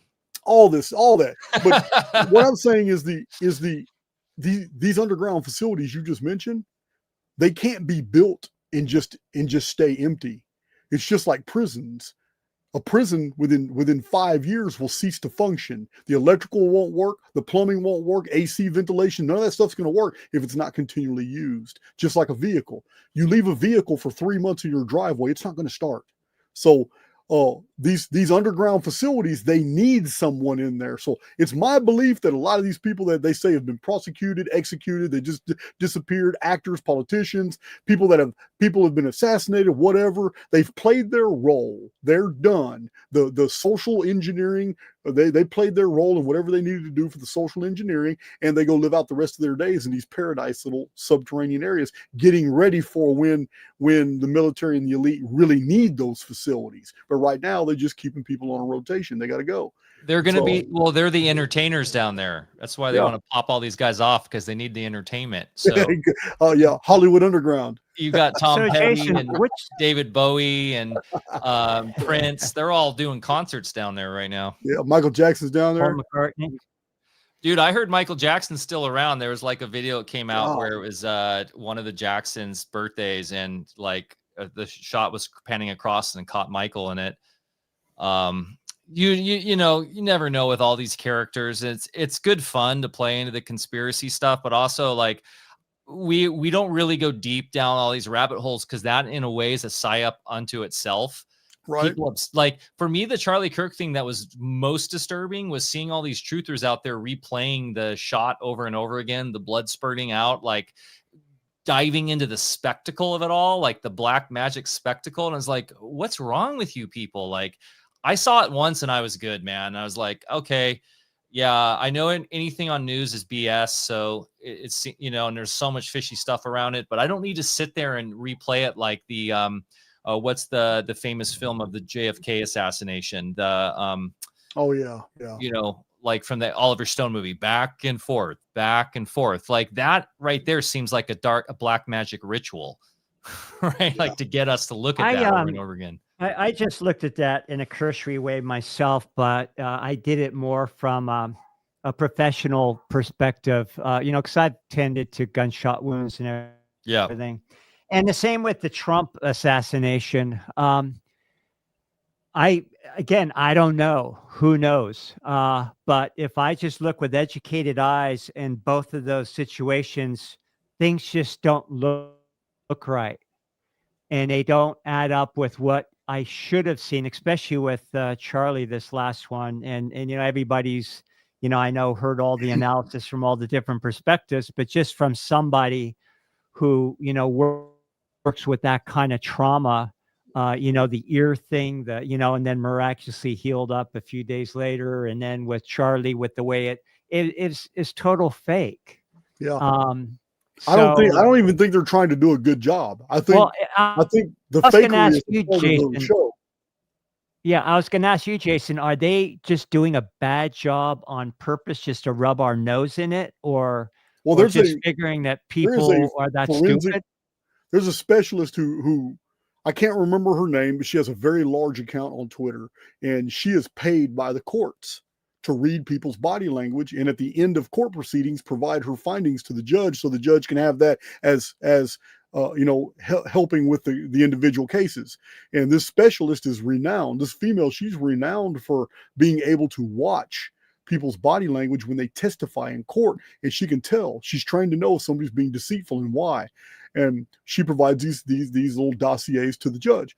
Well, she looked at ever since the Charlie Kirk episode, she's been studying all the public appearances of Mrs. Kirk and all her little everything she's done. And her professional court opinion is this woman is being very deceitful, and this is really interesting. She says not only is she being deceitful, but she is actively portraying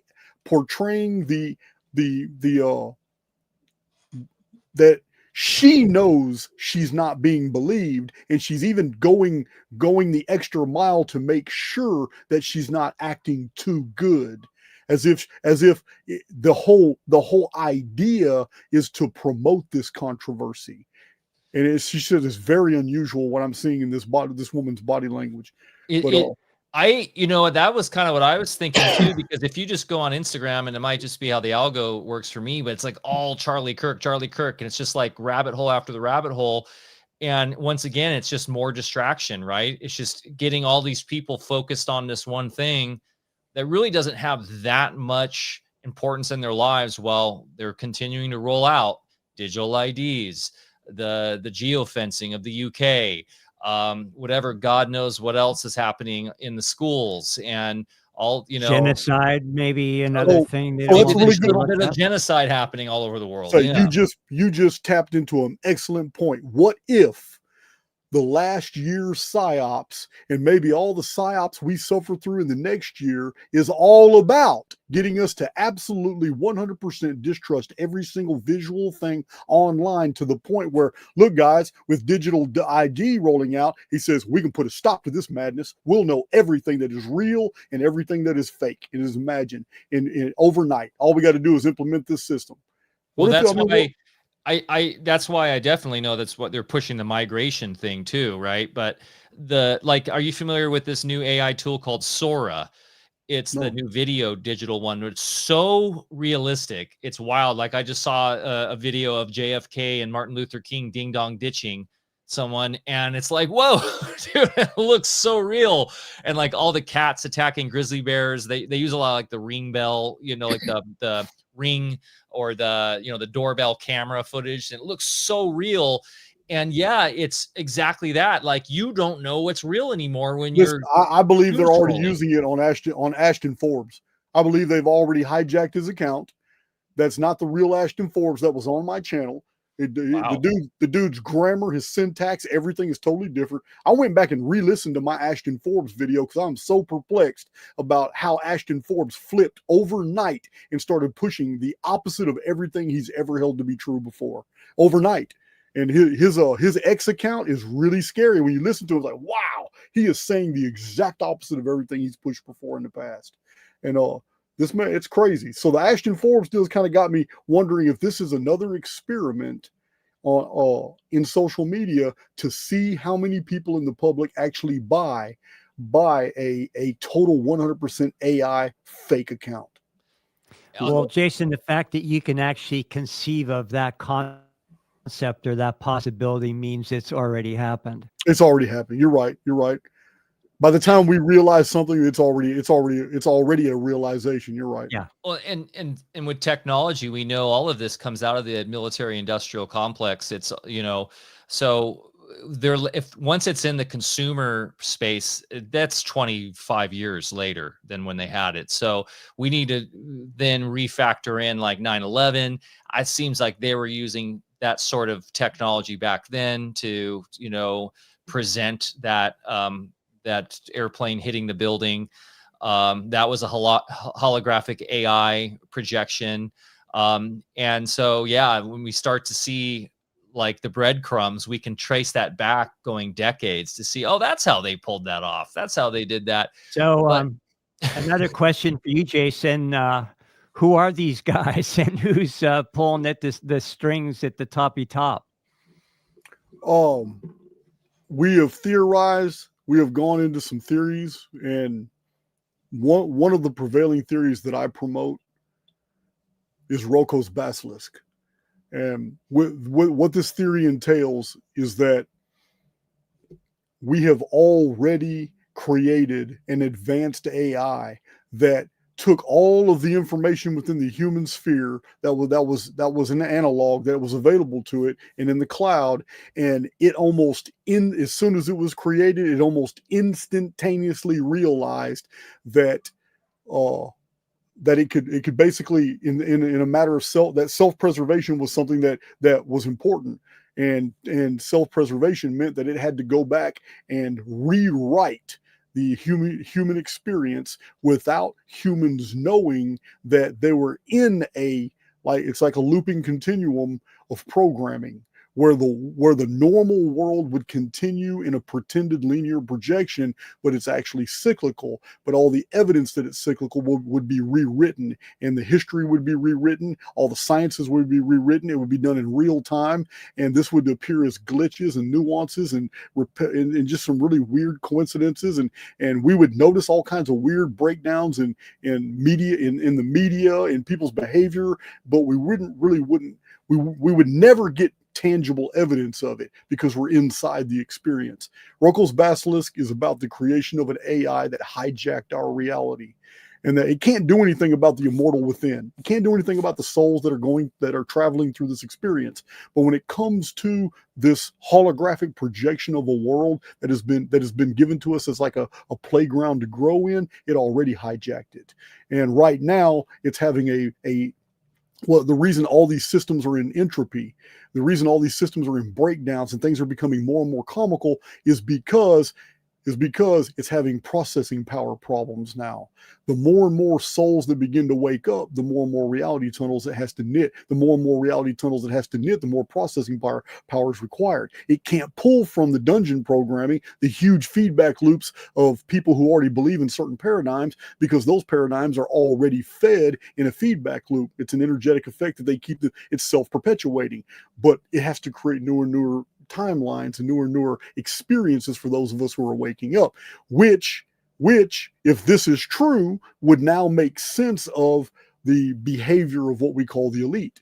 The elite are putting out this massive show, this huge, all event after event after event that we call psyops, and every psyop is more ridiculous than the one before, but the elite don't care. It's almost as if and I know people disagree with me on this. We've talked about this a lot on my channel, but it's almost as if there are benefactors in the construct with us that this show isn't even for us. We just think it is because we're observing it, but it's meant for the AI to assume is true. So somebody's trying to basically not narrative hijack, but create a narrative that maybe the AI itself will buy into. But yeah, these are just things that we bounce around. These are ideas we bounce around trying to make sense of all this madness. But we're definitely in a state of entropy, and entropy is caused from a lack of an inability to pull the information needed because too many timelines are too much information at one time, and it's too much processing power, and there isn't enough energy to maintain. So critical systems are going down, and we're viewing this as just really weird glitches all around us. Total breakdown of society is what it appears to us from the inside.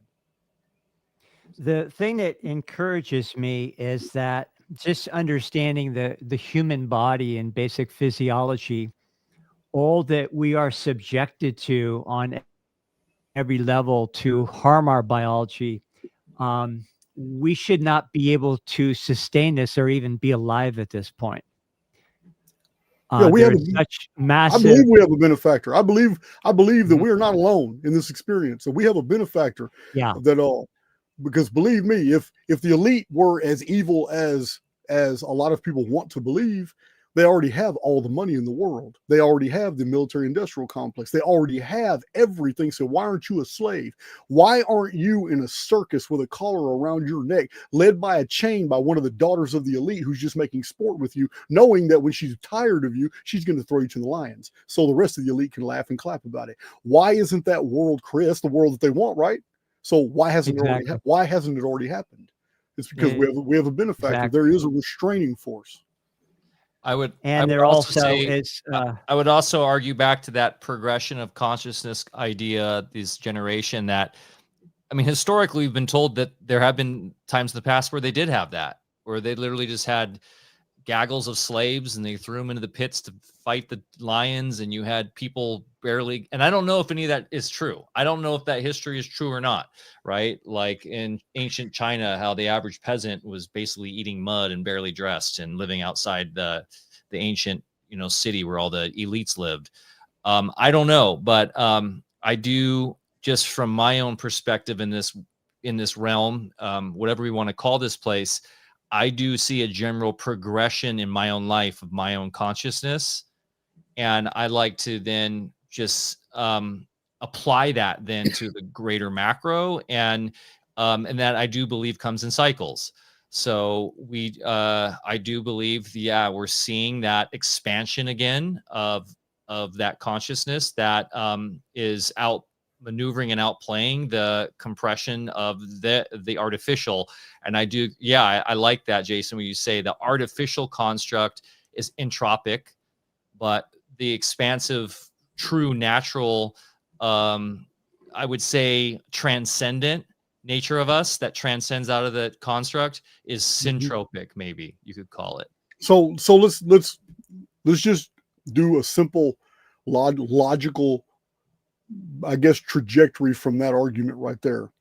Here is here's a good description of what we're all talking about.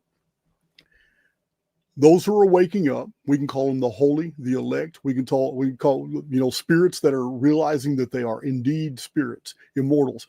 This body politic of intelligences inside a construct that is suffering entropy, there's no way that system can continue.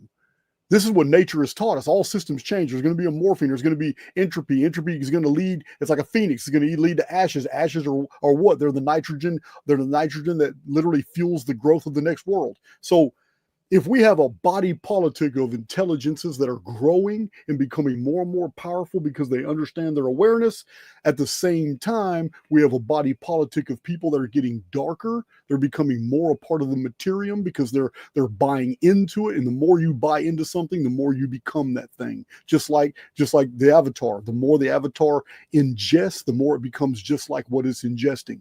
So if we have two separate realities, the light and the dark, coexisting in the same materium right now, there's going to have to be a point of critical mass. So what's going to happen when we hit that tipping point? I've already got a theory. I've already got a theory, but I think that's why people like us have incarnated at this time, because we're here to be part of that. Yeah, I believe. Well, as individuals, we have the choice to not be on either side. And going back to the model of the hologram and how it emanates from consciousness, there's a two-way energy field happening simultaneously, and right in the middle where those energy fields, one going one way or the other, the opposite, creating what you would call a toroid maybe, there's an equator of stillness. And what the masters have taught us forever is that you learn how to see between the frames of the movie, and you stay in that area of stillness. We talk about raising our frequency and raising our consciousness. It's actually not about raising a frequency. It's about becoming still so that you're not going in either direction. You're not going pulled up or down. And that is mastery. That's what Saint Germain, brought forth in the final, most simple terms to demonstrate and leave a blueprint that we can all follow. And some of us are ready to embrace the simplicity of that, and others not. And it's a choice, and it's not right or wrong either way. Jason, I want to hear your theory though. So, and I agree totally with Bear there, but I like I said, this is an experience that we're put here to grow. And I think the source of all human problems is that they think the materium is home, and it's not. We're just sojourners. We're pilgrims. We're passing through this experience. We're actually from somewhere else, and it's easy to mistake. It's easy to mistake this as a domicile when it's not. It's not even our destination. So my theory is that critical mass is hit.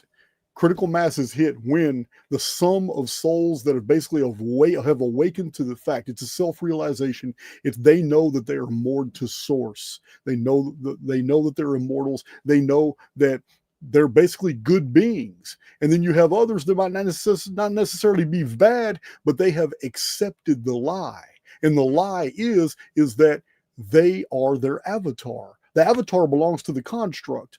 You're just using it as a vehicle to pass through this experience. You need a vehicle to pass through this experience because you're a spirit. So this avatar, which belongs to the construct, people fall in love with the avatar. Sometimes they fall in love with each other's avatars, but they fall in love with the avatar and they become immured in the things of the world. So they become one with the very world they're living in. But awakening souls are separate from the world. It's separate by frequency. And there's going to come a tipping point where there's going to be a total systemic reset. And the only way that any system that has a finite amount of power, even though it's a tremendous amount of processing power to run this place, it's still a finite amount of power. And when it hits that critical mass, it's going to be just like a clear cache on a computer. And the best way to clear cache is to remove those souls that have already grown outside of this experience. They all go to another destination, and this system gets reset. And then maybe on the next clear cache, those souls that got reset that are still here, living through many more historical periods, many more historical timelines. And the reason why we're looking in the past and seeing many of the things that, like you said, Flamenco and this other guy, what was his name? The one that was finding the repetitive timelines? Oh, David Ewing Jr. David Ewing Jr. Okay, so the reason we look in the past and we see like cross-calendrical parallels that I've shown on my channel, all these unusual, weird things about history, is because there's not a linear projection through what we call history. It is cyclical. We've been on this cycle many, many times. And on each cycle, there are slight nuances, slight things that the human family has done on one pass through the timeline that altered the timeline for the second pass. It altered the timeline for the third pass and the fourth pass and the fifth pass. So different researchers are finding different things. None of them are necessarily wrong, but it's a matter of observation. So what I'm saying is I see two different things developing here. And one of them, I do see souls awakening in the construct. I see the human family coming together and realizing, man, we're all a part of the godhood. This is a godhood experience.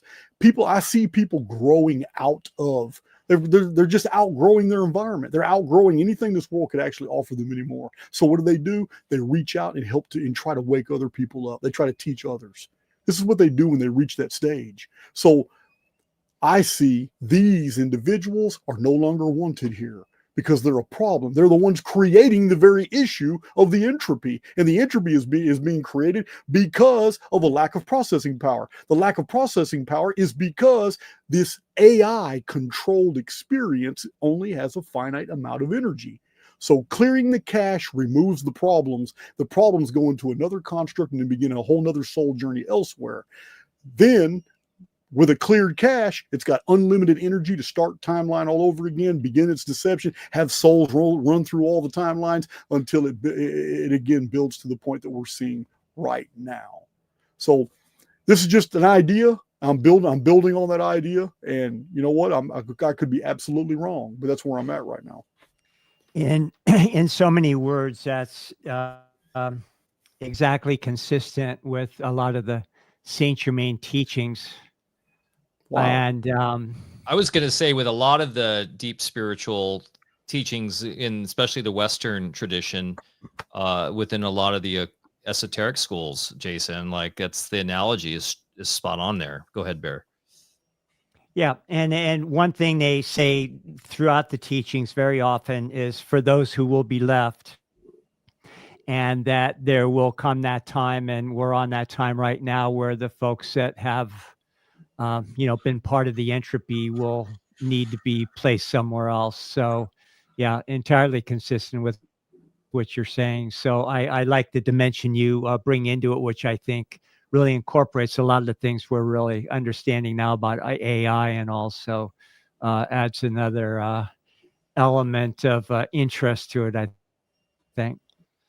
Yeah, well, it's just, you know what? It's 6 months from now, ask me the same question. I'll either have even more details or I'll have a variant theory. Because I'm going to tell you what, one thing's for sure, until the day I die, I'm never going to stop thinking. I'm never going to stop collating data. I just can't. Hell, my yearning to just learn and find out things far exceeds even my personal life, because my personal life takes a lot of hits because I'm always just in the books, and I'm always in talking to people and trying to share ideas, trying to assimilate ideas.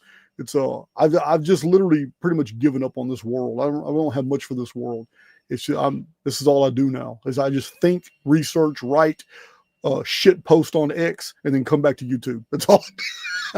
Yeah, I don't know about you, Jason, but I feel like a man without a country anymore. I don't feel like I belong anywhere. It's just, and things just don't seem real anymore.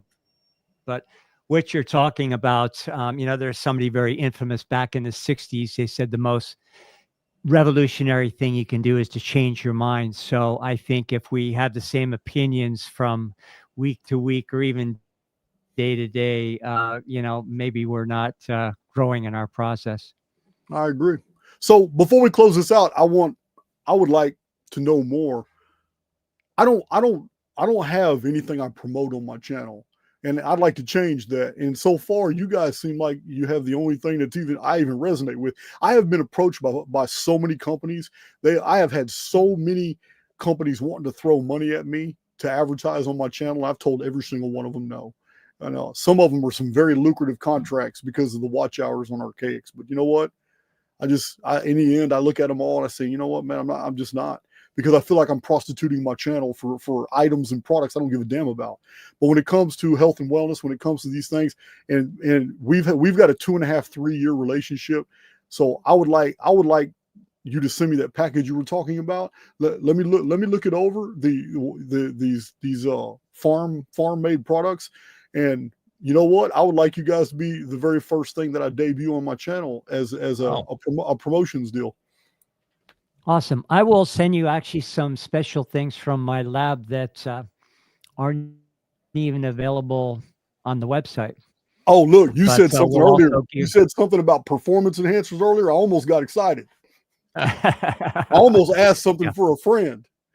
Well, we'll send a beautiful package of the Alpha Vedic stuff if you want to go look on our site, and we have everything that can optimize for your sleep, and this is all botanically derived, natural products. So this is not like pharmaceutically derived or anything, and it's all also made to work with the body and the soul and the spirit like a true alchemical science. So it's working on multiple levels.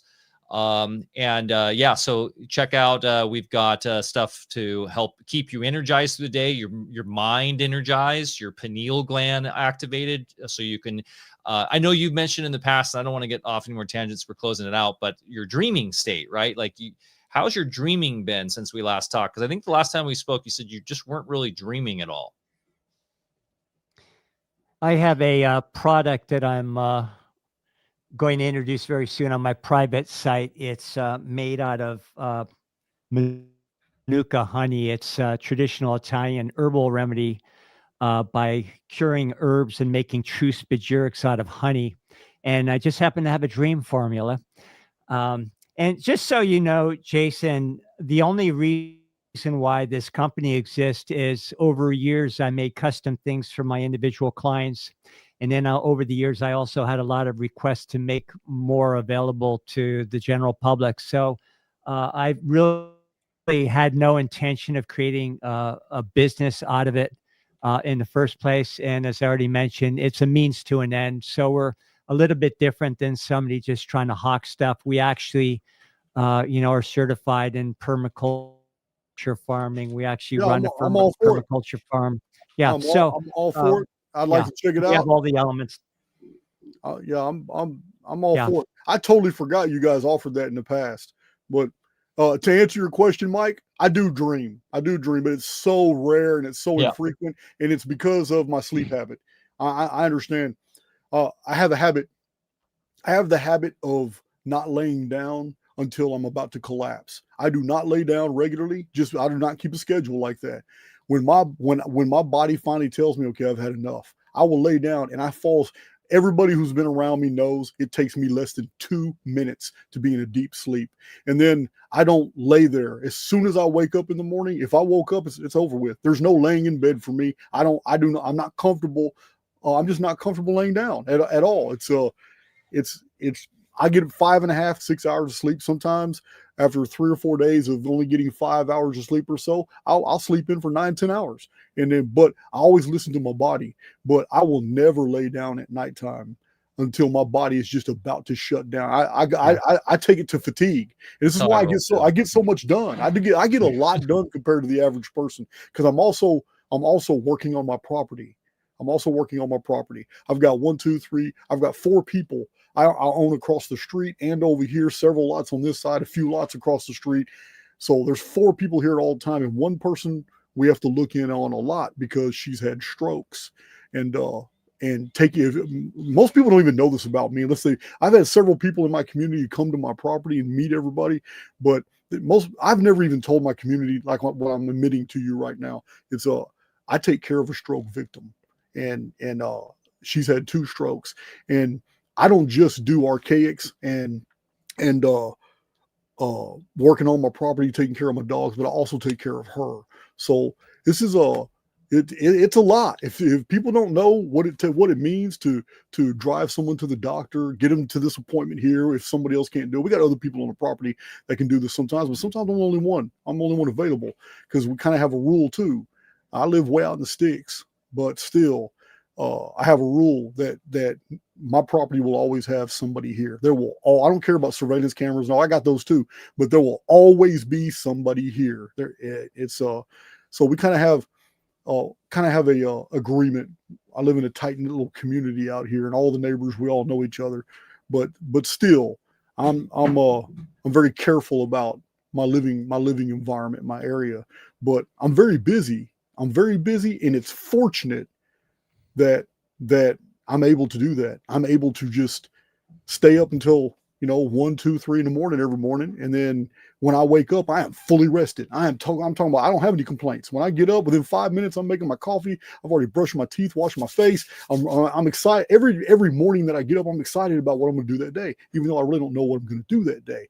But I get deep sleep. But I think the reason I don't really dream often, because I have a dream about once every 6 months. I'll remember a dream. It's normally because I get woke up in the middle of the night. But other than that, I don't really dream, no. I think it's more about remembering the dreams. But good on you for taking care of a fellow traveler, because that's a service that'll come back on you in a lot of good ways. Yeah, well, I mean, it's the same individual took care of me too. I had a really bad motorcycle accident one time. I've told you guys about it. Yeah, I remember that. They had to cut my clothes off. I was paralyzed, and I mean, I wasn't paralyzed till the next day, but that day I walked out of the ER and I walked out of the hospital. But the very next day, after all the internal swelling started, I was right. I wasn't going nowhere. I was in bed for 40-something days after that.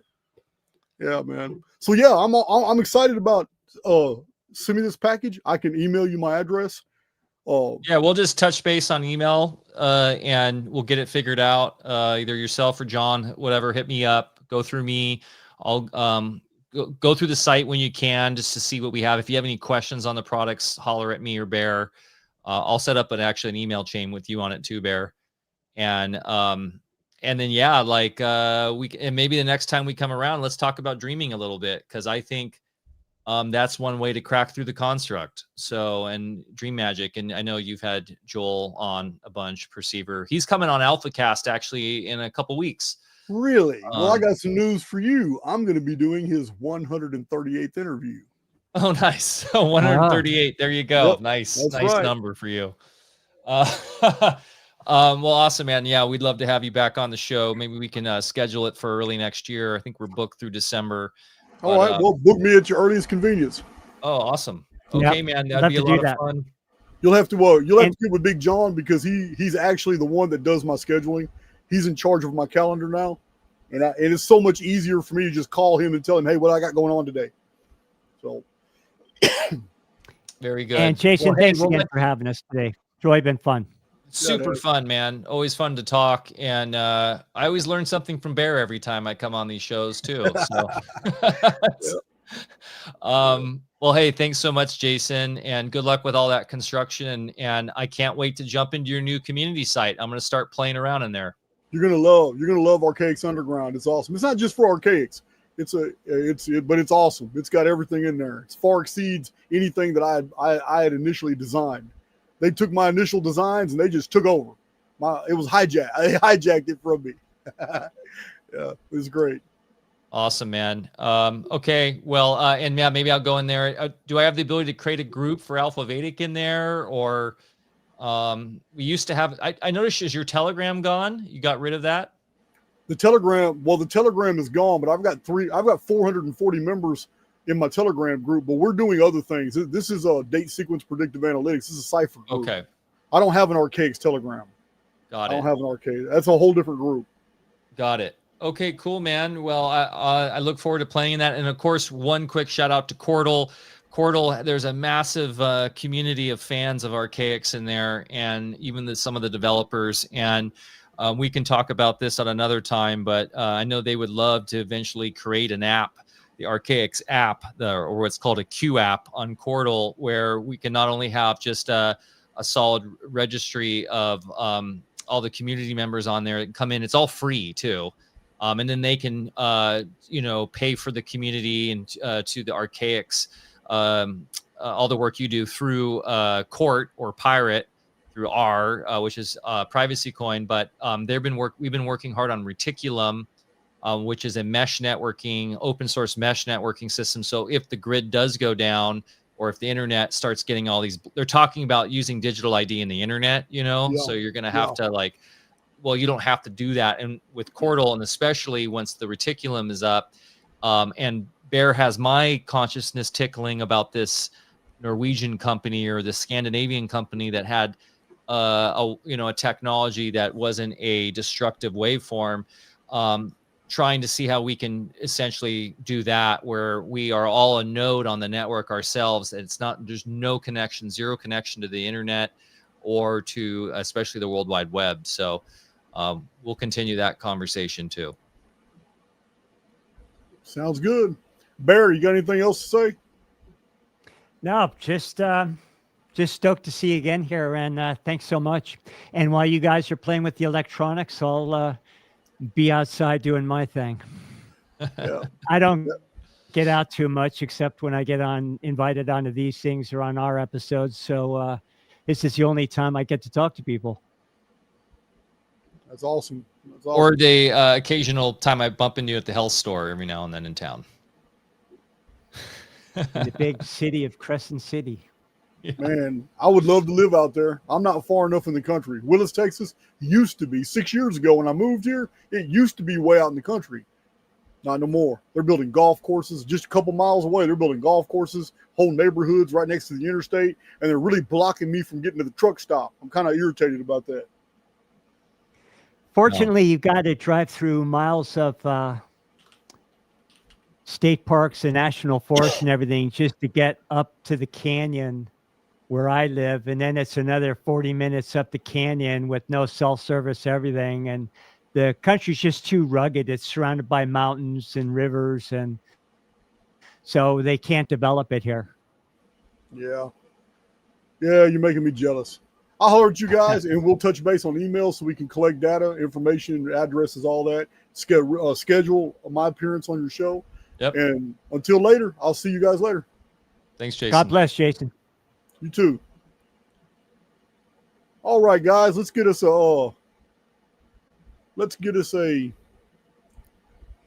outro here.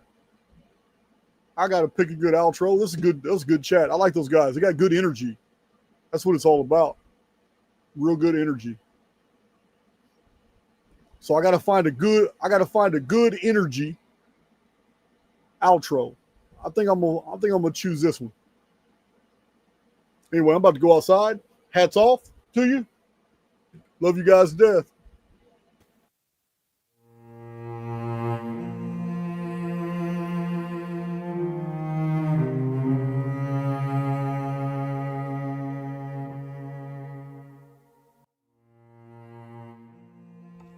We all know it's coming. The restlessness, the chaos, the world a circus of 1,000 shows, each vying for our attention. The unease we feel is because we have been here before. We have experienced this baffling, ridiculous scenario of everything making no sense at all. These are the death throes of an age. This is not the first world we've lost.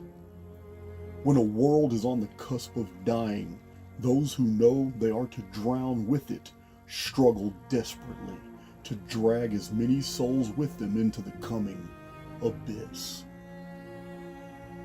It is during these instabilities that the awakened souls realize they have outgrown their contemporaries.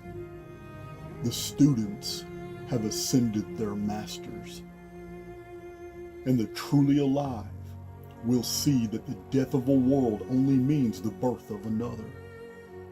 Who you choose to be during this transition will echo all the way into the next world.